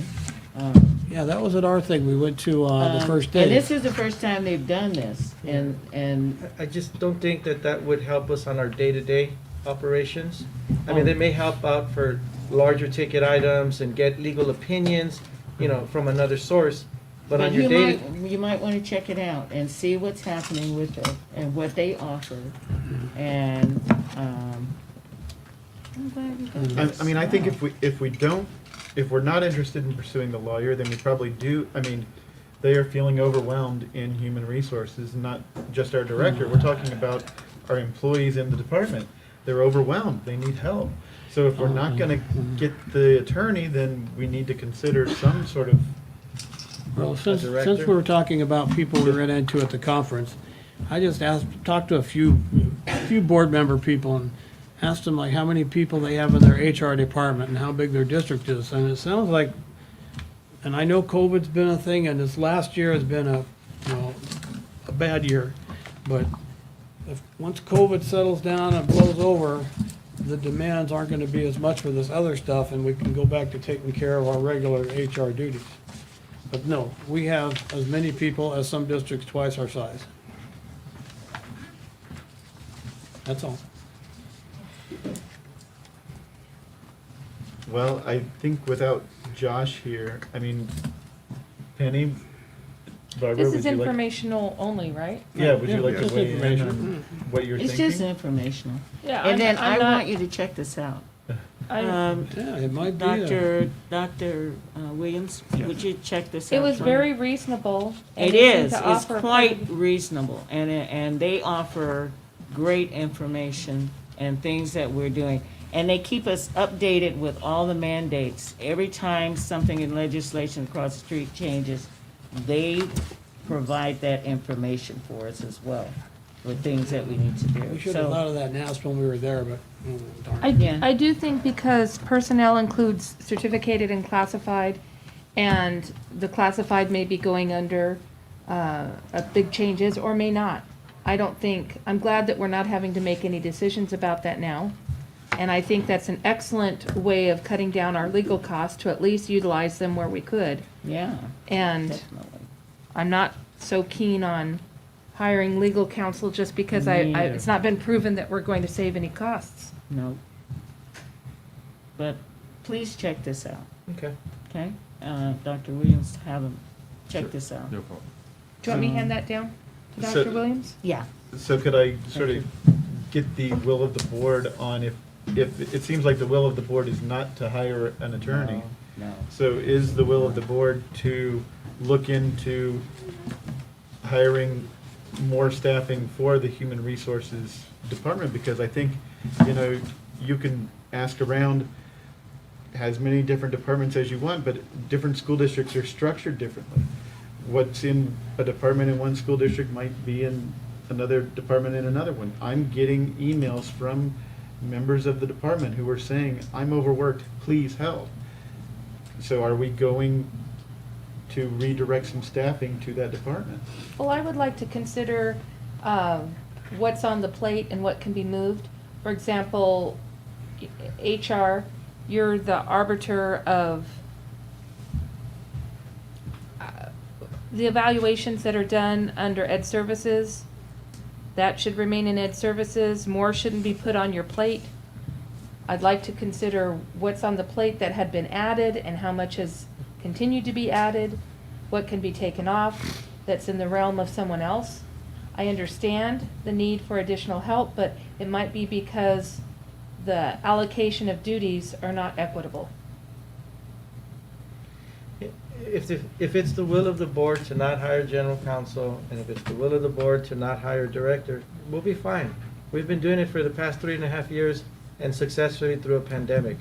I think it's just best end the conversation. If we're not gonna hire help, let's just move on. I'm fine. Why is the help only a director? And why aren't we looking at what I just mentioned, the distribution of duties? We've done that already. Student services went back to Ed Services, and we'll be fine. And are we going to have any other options besides a director? I think, in my personal opinion, The director is most appropriate, or general counsel would be the recommendation, as I previously shared in memos. Otherwise, I mean, we could look at other options for the district. Safety coordinator, you know, looking at safety in general. Other needs of the district. Like I said, we've been fine for the past 3.5 years. My team is amazing, and they work tirelessly. If they're called upon on the weekend, they're there on the weekend. And I'm just proud to have such a wonderful team that they make it look easy, but it's not. And, I'd like to see some options to help us, because I would like to think that we don't close any doors, that we still consider if there's a need, how else we can utilize. Can we bring, because Josh isn't here, could we bring this back next meeting for additional discussion? Sure. And maybe even, I mean, possible, some options for action items. Okay, no problem. Well, can we have Well, we more should be able to discussion choose. before we vote? Can we Sure. have another Yeah, let's information? listen to it first before we bring options, you know? I mean, I'm thinking we've been talking about this since as long as I've been here. Yeah. But we're not being given any options or other ideas to look at, so. No. So far, we've presented 2 options, legal counsel and a director. Those are the 2 options we've presented so far.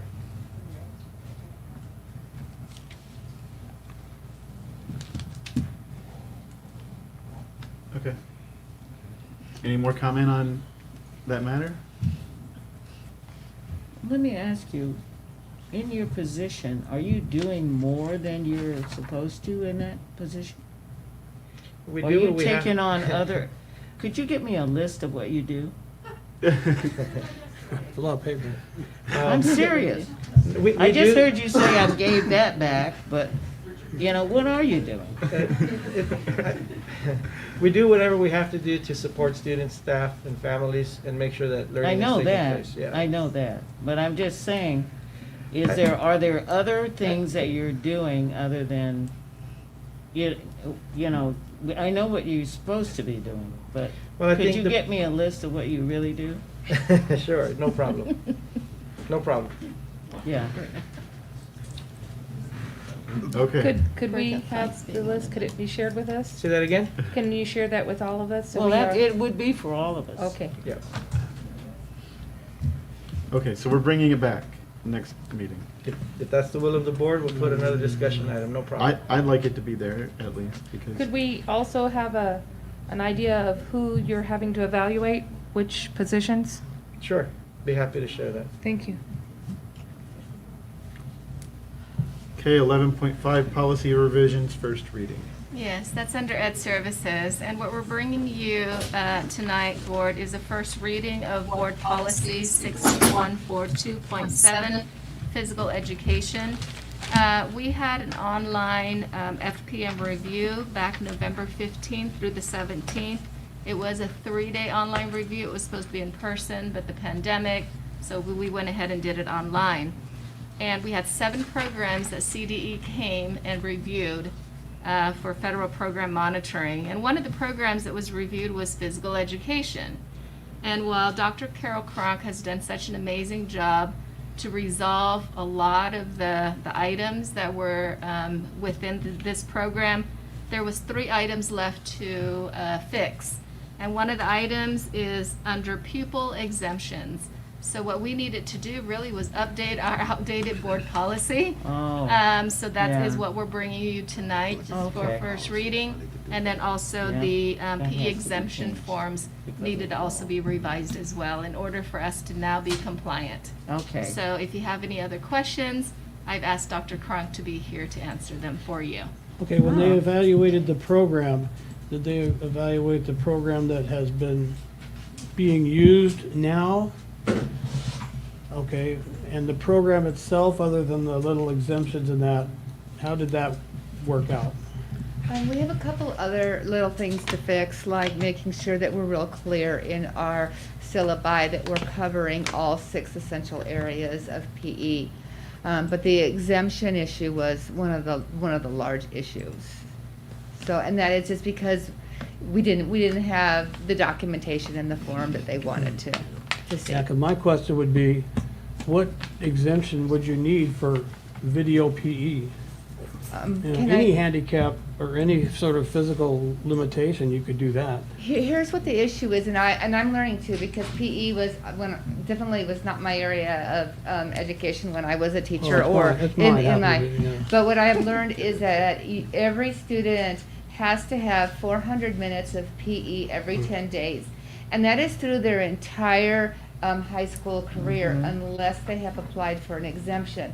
And what that means is that if they have demonstrated proficiency after 2 years, they can apply for a 2-year exemption. And if they turn 16, then they can apply for a life exemption. So the medical exemption is just one, but when we have to have records of all kids with exemptions that are not in PE for 400 minutes every 10 days. And because we just would look and say, okay, well, our students had their 2 years of PE, they demonstrated their proficiency, and we'd move on and give them other courses, we didn't have accurate record, we didn't have, detailed records to show why those kids were exempted. And so that's what we have to do now. Okay, well, that's something we need to do. That's just like there really is state testing for physical education, guys. Some people don't realize that, okay? And it's always been, well, okay, don't worry about that, don't worry about that. Well, yeah, when somebody's 20 years old and has a heart attack, then we're gonna worry about it. Any other questions for Dr. Cronk or myself? Thank you. Thank you. Thank you, Thank Dr. you. Cronk. Yeah. Okay, let's go on to our staff reports. Dr. Hawkins, 12.1 Business Services. Okay, I'm going to be very, very quick. First of all, I too echo the condolences to the family of our student at Victor High School that Ms. Anita brought up earlier. Welcome, Angel Espinosa, to your first board meeting. Welcome aboard. Finally, happy holidays to everyone. I hope that you have a wonderful Christmas season, or a holiday season rather, excuse me. And then secondly, I want to share something regarding, just to address some statements earlier. The AB 1200 is scheduled to be brought to the board for approval on the January board meeting. We have to, just for the community to know and our bargaining units to know, we have to post it 10 days by rule, working days, not include weekends, before the board can take action. So we are looking at doing that. We've had a couple of situations where we've had to look at, because of too short pay periods, making sure that everyone gets paid on the 1st and on the 31st, and also completing our first interim financial report. So now, to let you all know, in transparency, we are pivoting towards completing our AB 1200 process. And the general timeline is 30 to 60 days, but because we're going to start earlier, we're going to try to truncate that and bring that. Hopefully, our plan is to bring your retros by the March and then the April 1st for certificated, no later than those dates. We'll try to get it done before then. But I just wanted the community to know that it's not that we're sitting on anything. We are working very hard. We had some financial mandates and cutoffs that we had to get handled, particularly the board's approval for our first interim report. But we are cognizant that everybody wants that to happen. So I just want to share that. And again, have a happy holiday, everyone, and enjoy your families during the season. Thank you, Dr. Hawkins, and thank you for clearing that up. I was going to ask you about that. 12.2, the Educational Services Division, Dr. Yee. All right, good evening and welcome everyone. There has been some very exciting things happening in the world of Ed Services.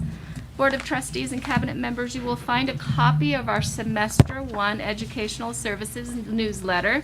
It is titled Every Student, Every Day. That is absolutely what we're about. Taking care of our kids, their learning, their well-being, every student, every day. This newsletter will highlight events from our first semester and include some of the successes that we have experienced. Last week, the Ed Services team had our first Ed Services convening where we came together, all of our staff members from each department. They were able to share their highlights and successes and bright spots. And we concluded with some really fun team building activities.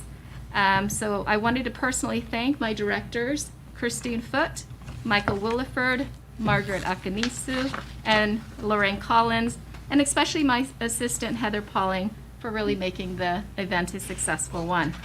And thank you also to Mr. Chris Riley. He actually put together a 1-minute video. If you haven't seen it yet, go check it out. It's a fun one. I'd also like to update the board on the Lakeview Leadership Academy Early College Program. That was something that we had started last year talking about, and I know that that was something that was very important to our district. Please note that Dr. Collins and I have been meeting with Ms. Limbrick, the principal at Lakeview, and her team, and also Chris Piercy, who works for VVC. He's been our support and everything about dual enrollment and all of that good stuff. However, due to the current staffing shortages at Victor Valley College, we will be planning for a summer kickoff, starting with a guidance course for our students in grades 9 to 12 at Lakeview. And then we're looking at having 2 courses per semester the year after in the fall to go ahead and have our kids really experience that early college experience. So it's going to start in the summer instead of the spring. The next semester. That is correct. And what Chris Piercy and his team will be doing is working to conduct a job fair in the spring, and he'll be recruiting staff to really permanently work with our students. And again, these courses will be at at Lakeview. It'll be after school and on our campus, so that's going to be really nice. I just wanted to provide you an update on that. In addition, I'm excited to share some of the things that we're working on during the second semester. I've talked about it a little bit in the Friday notes to the board. We are including an outward mindset training, and Board of Trustees, we are taking that contract for board approval on the 20th of January, and we are anticipating a start date of late February, early March. And if the contract is approved, I would like to include one of our board members in that training. So perhaps before we leave this evening, if any one of you might be interested, I would love to have that conversation with you. And also for second semester, we are looking at more work with equity. We are going to be developing an equity task force. I am working with VVTA and CSEA to really look at the people that we'd like to be part of that and having those rich discussions about providing access and equity for our students. And we are going to be working on our equity definition. What is VVUHSD's equity definition? What are our key tenets? And then we're going to go ahead and develop our equity plan for our district with really key actions that we can go ahead and make sure that we achieve to really bridge that equity gap. So I'm really looking forward to this great work because I really think it's going to support our students and our families and our staff. And I want to thank Mr. Castaneda for your interest in being part of that task force. In addition, we are in the early stages of creating our own VVUHSD guide for instructional direction. And the purpose of this guide is to create alignment across all sites with regards to instructional practices and what we value when it comes to the teaching and learning of our students. This guide will be grounded in research, so some of the names you'll hear would be Michael Fullen, or John Hattie, or maybe Dr. Katie Novak. And lastly, Board of Trustees, I have been working very closely with Options for Youth and Mr. Gillespie here this evening. And our Art Services team conducted a mid-year walkthrough that he had mentioned of the 3 centers that are part of our charter last week. And Mr. Gillespie and his team will be providing a semi-annual update on Options for You to the board on the January 20th board meeting as well. We are looking at having 2 updates instead of the 1 that is required of our charter. So that's been a really good partnership, so thank you. And then I just want to wish everyone a happy holiday. Enjoy your time with your family. And that concludes my report this evening. Thank you, Dr. Yee. This is nicely done. Thank you. Yeah, it is nice. Very nice. Okay. 12.3, Dr. Rubalcaba. Good evening, everyone. Welcome, Angel. Congratulations on your graduation for tomorrow. That is quite an accomplishment. And let us know how we can support you as you continue higher education. Of course, my condolences as well. I can't even imagine. It's hard for me to talk about losing a child. We did support the family. Dr. Williams and I went to take some flowers to the family, offered some services. The team put together some resources to help cover the expenses for funeral and other things like that. So it's always nice when the VVUHSD team pulls together to be there for one of our own. Want to share, we have a new mandate CDPH did put out that universal indoor masking is now required. I know it causes frustration, but we have to do it to keep everyone safe. We cannot let our guard down because this new variant is proving to be highly contagious and it's just really starting to increase the positivity rates. So please be cautious. Take advantage for those of you that may want to attend one of our vaccine events. We do have one tomorrow being offered here at the district office, and we have one Saturday morning as well at 10 a.m. To 2 p.m. here in our parking lot, offered by HealthNet in partnership with the California Department of Public Health. That's open to the entire community. So please spread the word. I know Chris Riley sent out an email reminding everyone to share that with family or friends or neighbors that may be interested. We had a very successful LMI meeting, and I want to thank the board members, Barbara Dew, Ms. Edmiston, for attending, VVTA, CSEA. It was very productive, and we walked away accomplishing some things, and we walked away, thanks to Fran, with the framework on how to make sure we hold ourselves accountable moving forward. So we, on behalf of the superintendent and I, we're very thankful for that team, and we're optimistic that we're going to accomplish more. We are glad that we established bargaining dates with VVTA. We do look forward to actually settling the contract early, and we look forward to also getting some dates squared away with CSEA so that contracts can be up to date and maybe even ahead of the game. You know, I want to commend any principals that are here, school site administrators, and the team in general. All of these recent social media posts that have caused fear, because of your leadership, you kept it together and you handled it extremely well.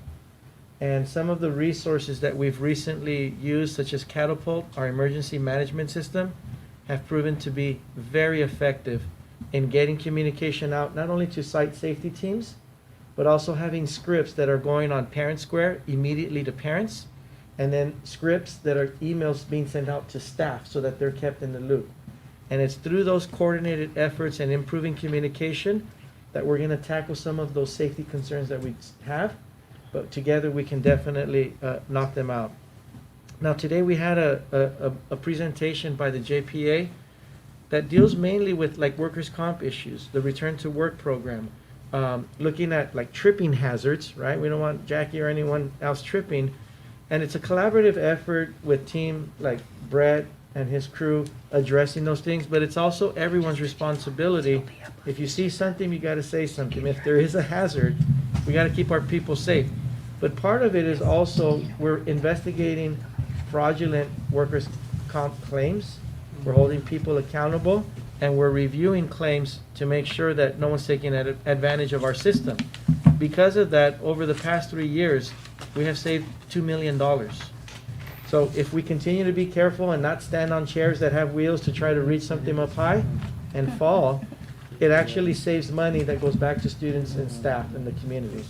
So being safe is everyone's responsibility. We just want to make sure that that was highlighted. And we wanted the board to know and the community to know we are looking at what are the accidents, what are some areas, such as campus security getting hurt by breaking up fights. What can we do to train them better so that they're not getting hurt? And the JPA generously offered roughly $20,000 that I previously shared. We're going to be bringing that contract to the board, and we're excited about that. Happy holidays to everyone. I hope you enjoy the time with your family and loved ones and get some time off, turn off the alarm clock, and get lots of sleep. And that's it for me.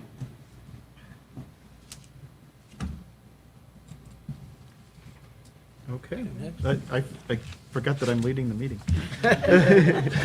Personnel Commission, 12.4. So Mr. Dickinson is not here this evening, so I do not believe there's a report for classified personnel tonight. Okay, thank you. 12.5 legislation, Dr. Williams. Yes, you should have a copy of the legislation here, and I'd just like to highlight AB 438, which deals with classified employment being tied into with certificated staff. The special ed, they're proposing that AB 967 is to increase the funding for special ed. And Senate Bill 205 by Senator Leyva is absences due to illness. They're looking at adding an additional 5 months to receive, that the employee can receive full benefits. And that's all. Thank you, Dr. Williams.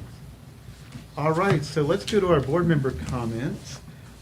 Angel, so this is Hi. your opportunity to share with us anything you want to share with us about exciting things that are going on. Well, when I graduate, I am going to be studying the ASVAB because I am going to be going to the Army. Yes. Army. First step after high school. Wow. And I just want to say thank you guys so much for having me here. It was definitely an experience to remember, and I would definitely like to do something like this again. So thank you guys so much for having me, and happy Feel holidays. free to come back. Let us know how you're doing. I will do that. Definitely. And that's pretty much it. Just thank you guys so much for having me and having my opinions on some things and stuff like that. Yeah, thank you. live in Victorville? Yes, I do live in Victorville. You grew up in Victorville? No, I did not. Well, actually, Angel, we always ask the new student representative, is there something that they think they could do to help improve their school or whatever? You know, because like at Sims, they weren't letting them use the lunchroom for lunch. Sounds funny, huh? Yeah. But, yeah, but they're outside in the cold baking. See, so is there anything like that at Goodwill, do you think? Baking in the cold? Baking in the cold. Yes, Wow. it's really a unique process. You should try it sometime. Baking in the cold. For Goodwill, no. All of the staff and administrators are pretty, like they're interactive with the students. They make us feel welcome, like comfortable. So, no, not for Goodwill. No. Yeah, it's a good They're place. pretty good, Mr. Lloyd's a yeah. good guy, too. Yeah, he's very personal. He's a Sorry to wake jokester. you, Kevin. He that is a guy. jokester. Hey, Tell us about it. Hey, he's a special guy. You won't appreciate him Back there. until you're You're gone. back there. Kevin, are there ceremonies tomorrow going on for graduates like Angel or? The graduation will be in May. Yes, students that graduate year round. Early, yeah. So they always graduate early and then they come back. They graduate. Will you be coming back? So you're Yes. early, huh? Yes. So we can Yeah. hand you your diploma? That's Yes, pretty you cool. can. Hey, Proud of you. Thank you so much. Yeah. They did work hard for that. You very much Hard did. on her. Thank you, That's Angel. cool. Thank you. for your That's service. Thank Going into you. the military. Thank you for that. Yeah. I'm gonna take these out of order probably, because I'm gonna go in alphabetical order. So Mr. Barrios. Okay, real quick, just like everybody else has said, and I have to kind of echo that remark that, the condolences and prayers to the family of our student that we lost. Yeah, So yeah, young, yeah. it's just so sad. All right, and Angel, like I said, it's glad to have a Maverick on board. Okay, and you're right, it is a good place. I've worked there before. Okay, I've worked actually at every site, but it's a good place. It's nice. The people care, and you could tell that they really do care. Yeah. It's not just lip service, okay? And that's why you guys, you get out, you graduate, and you're gonna do super. Okay, and next I wanted to thank Sims for the jersey. I know that she had to go home late. She got a long drive home too, but no, we'll wear it. We'll wear it after Christmas, okay? Because Yeah. you know, We'll wear it the next time. I can't wear this one first because I got Adelanto first, so I got to wear Adelanto first. All right, it's only proper etiquette. And next, we need to do something about the sound quality in here, because even though, and when we did Zoom, Dr. Hawkins, he was always the most clear, crisp voice when he was talking. Everybody else was like, okay. So if he didn't sound clear, it's got to be the sound system. It can't be him. All right. And next, as far as Apex, like my wife said, if we have students, they're in an Apex class all semester. Some students, as hard as they try, they can't get a whole bunch of credits in Apex. So where they might have been able to pull a D for 5 credits in another elective, they end up getting nothing. So I think that's something we should look into, because elective credits, you could do lots of things for elective credits, all right? And if they're there working, then the teacher can tell if they're really working, they can take care of that. So I honestly think that's a good idea. We need to give them the opportunity to get a grade, even if they didn't earn a bunch of credits in the class. But there are some that they just kick butt. When I did independent study at Goodwill, see, I went to Goodwill. When I taught independent study, I had students that they just blew through credits. And there was others, they tried, the computer, the online stuff, couldn't get it. They tried this, they couldn't get it. On the paper and pencil and books, some of them succeeded. So, maybe Apex isn't the thing for them, but that's all they have available to them. So anyway, that's my deal on that. And lastly, just like to wish everybody happy holidays. Hope you have a good, safe Christmas, New Year, Hanukkah, whichever holiday you observe. And we'll see you back in January. So hopefully the second part of the year will be smoother than the first part was. Thank you. Mrs. Dew? Mrs. Dew? I I'm going thought you in said in order. Well, I'm going in alphabetical. Oh. Oh, Sorry, changing the system, sorry. huh? Yeah, see how he You does? took me out of my stride here. No. Sorry. Well, first of all, I want to say congratulations, Angel, and hopefully you'll have a very successful tour when you go into the Army. Ooh, all that boot camp. I'm ready. And also congratulations on graduating tomorrow. Thank you. Thank you, Mr. Lloyd, for looking out for her. I know you're back there. And I want to say I'm sorry about our loss. It's not something that happens all the time, but hopefully our family will be okay. And when I called you, I told you anything that they need, let me know so we can help them out throughout the city or whatever we need to do for them, for that family. And after that, basically, to tell you the truth, I just want everybody to have a happy holiday, whatever you believe. And I know that a lot of times we don't get a chance to even see our families, much less deal with them.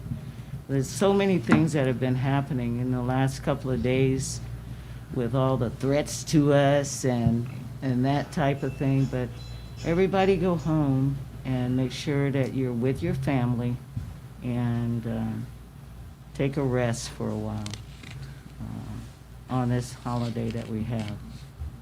Okay? And that's basically it. I didn't get to bring my booze this time. Yeah. I forgot it. I feel empty inside. Heck. I forgot to bring the booze. Mrs. Dew I usually know, gives I- us non-alcoholic. It's non-alcoholic. It's not really, it's not For the really. new year. Sparkling grape juice. It's That's just good. sparkly drink.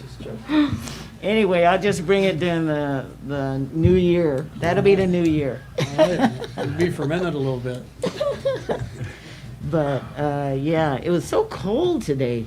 It's like I froze today, How so. do you walk outside after being in this Yeah, oven? I mean, so that's it. But happy holiday, everybody, and have a great time with your family. This is a time that I miss my mother because she's always around and makes all this food, and it's such a gay time. But now I just have my immediate family, but I have the little kids sometimes, so this will be good for me. They're all growing up, though. But happy holiday to everybody. That's what I have to say today. Thank you. Thank you. Ms. Edmiston. Close enough. I'll take it. I just No wanted hand, to no clarify. Did you get married? No. Not lately. Not lately. Ooh. I'd just like to clarify the AB 1200. That's going to come, Dr. Hawkins, you said the next meeting in January. Can negotiations still move ahead? Yes, we've Oh, already yeah. scheduled bargaining dates Yeah, he's with doing it. VVTA. Okay. I've already spoken to CSEA, and when we're ready to set those dates, we'll take care of it. So the short answer is yes. Okay. And Richard, I owe you an apology because I was very confused at the LMI meeting, looking at Fran's book, thinking that it was a 3-ring notebook I was looking for. And then we finally got on the same page, and I realized he's just the overachiever and put his in a 3-ring book. So I think you did give us this, and I did receive it, and I apologize. I just was looking at that 3-ring book thinking that's what I was supposed to have picked up. Thank you for making an extra copy for me. Yeah, it hurt Thank Fran's feelings though, gee. He's an overachiever. You heard Dr. Rubalcaba say thank you for the form because he really put a lot of effort into that. I appreciate that. Obviously, he read the whole thing and picked all the He did. guidelines out of it and the whole Yeah. works. He saved us a lot of time. He's an overachiever, that's for sure. Extra credit. I wanted to clarify our COVID release time. When is that expiring? And can we consider extending that like other districts are doing? So the board already extended it. Until I what don't date? remember. The supplemental paid sick leave? Okay, let me, yeah, I'll be happy to bring that back to the board. For whatever reason, I thought we extended it longer, but okay. I know that it's out there in other districts Yeah. longer, so if we could have that on the agenda? Sure, but to clarify, I'm unaware of other districts. When we say extended, it doesn't mean you get another round of it, right? Correct. It's just if you Yeah. have not used it, Right, you get the 80 hours. right. Is that what you mean? That is what I mean. Okay, That would be yeah, terrible. I'll be happy to consult with the That'd be a nightmare. superintendent and the team, and we can bring that to the board. Okay. Otelia, I've already talked to Nancy, but for you and your staff members, for helping support your students and the Serrano family, thank you very much, and please extend our warmest condolences. We are so sad that that happened, and to all of your Jackrabbit family, and to them as well. CSEA, thank you so much, Tanya, for inviting me to lunch. I'm so sorry I couldn't attend, but that teaching thing gets in the way sometimes, so I'm very sorry. But I do appreciate you very much giving me the option for several dates and locations, so I know it's going to work one of these times. And VVTA, thank you so much for the basket. That was very thoughtful. My mom is now with me, and so we will go through it and enjoy every bit of it. Thank you very much. And Sims, thank you for the jersey. I appreciate it. I feel like I'm on a baseball team now, so thank you. Wish everyone a happy holiday, a safe, relaxing, well-deserved vacation, and hope to see you all in the new year. Thank you very much. Okay, I just have a couple things. Obviously, everyone's saying it's the saddest, moment of your school year when you lose a student. I mean, that's the hardest, and it's particularly hard on the family and the people at the site.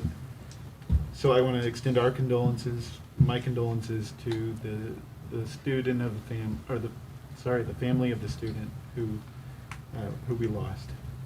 I want to welcome Angel, and congratulations on your graduation. That's what it's all about. Thank you. And wish you all the best going forward. Thank Mr. Lloyd for his excellent plan for student achievement that he presented earlier. I did want to address the traffic at Silverado. I know it's been a problem at several sites, but I'd like to keep asking for, us to get updates at the next board meeting about our progress with the city, because, I know sort of like a construction solution might take a lot of time. I'm thinking particularly at Sims, but is there something we could do immediately to like get patrol cars going by there? Before you let me weigh in on something regarding Silverado.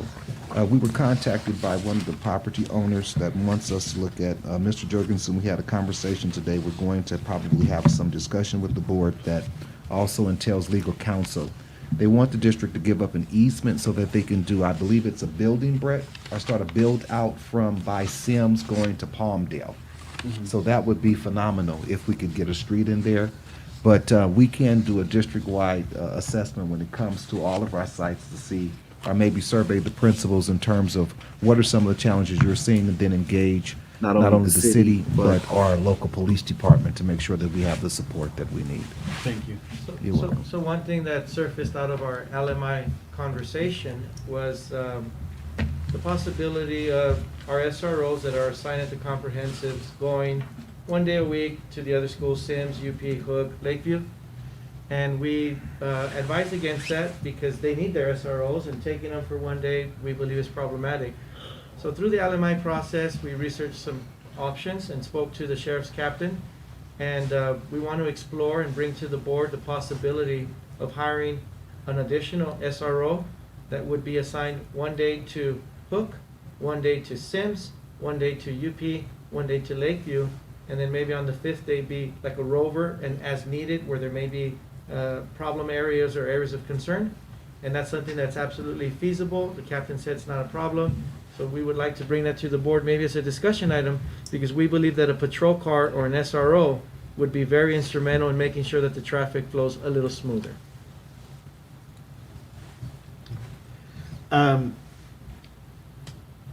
Let's see here. The CSEA MOU, I had some concerns because, do we know why that hasn't been brought yet?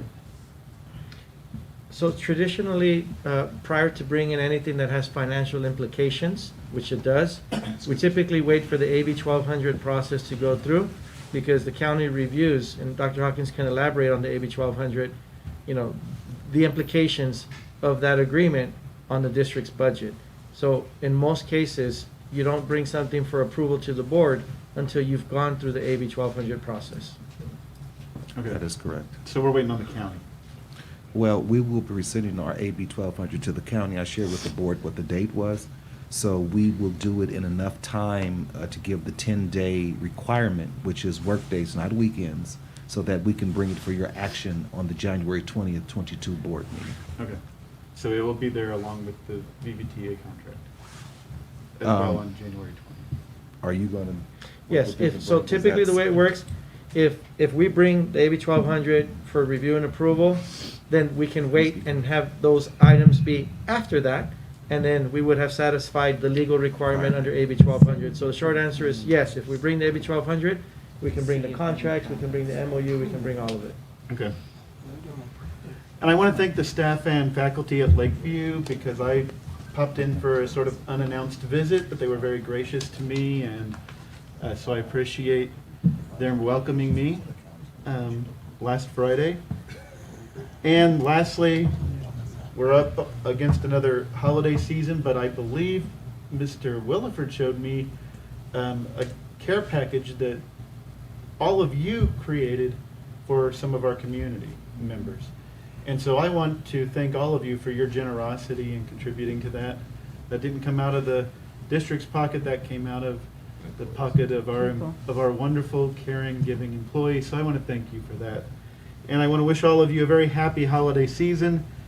Stay safe and enjoy your holidays.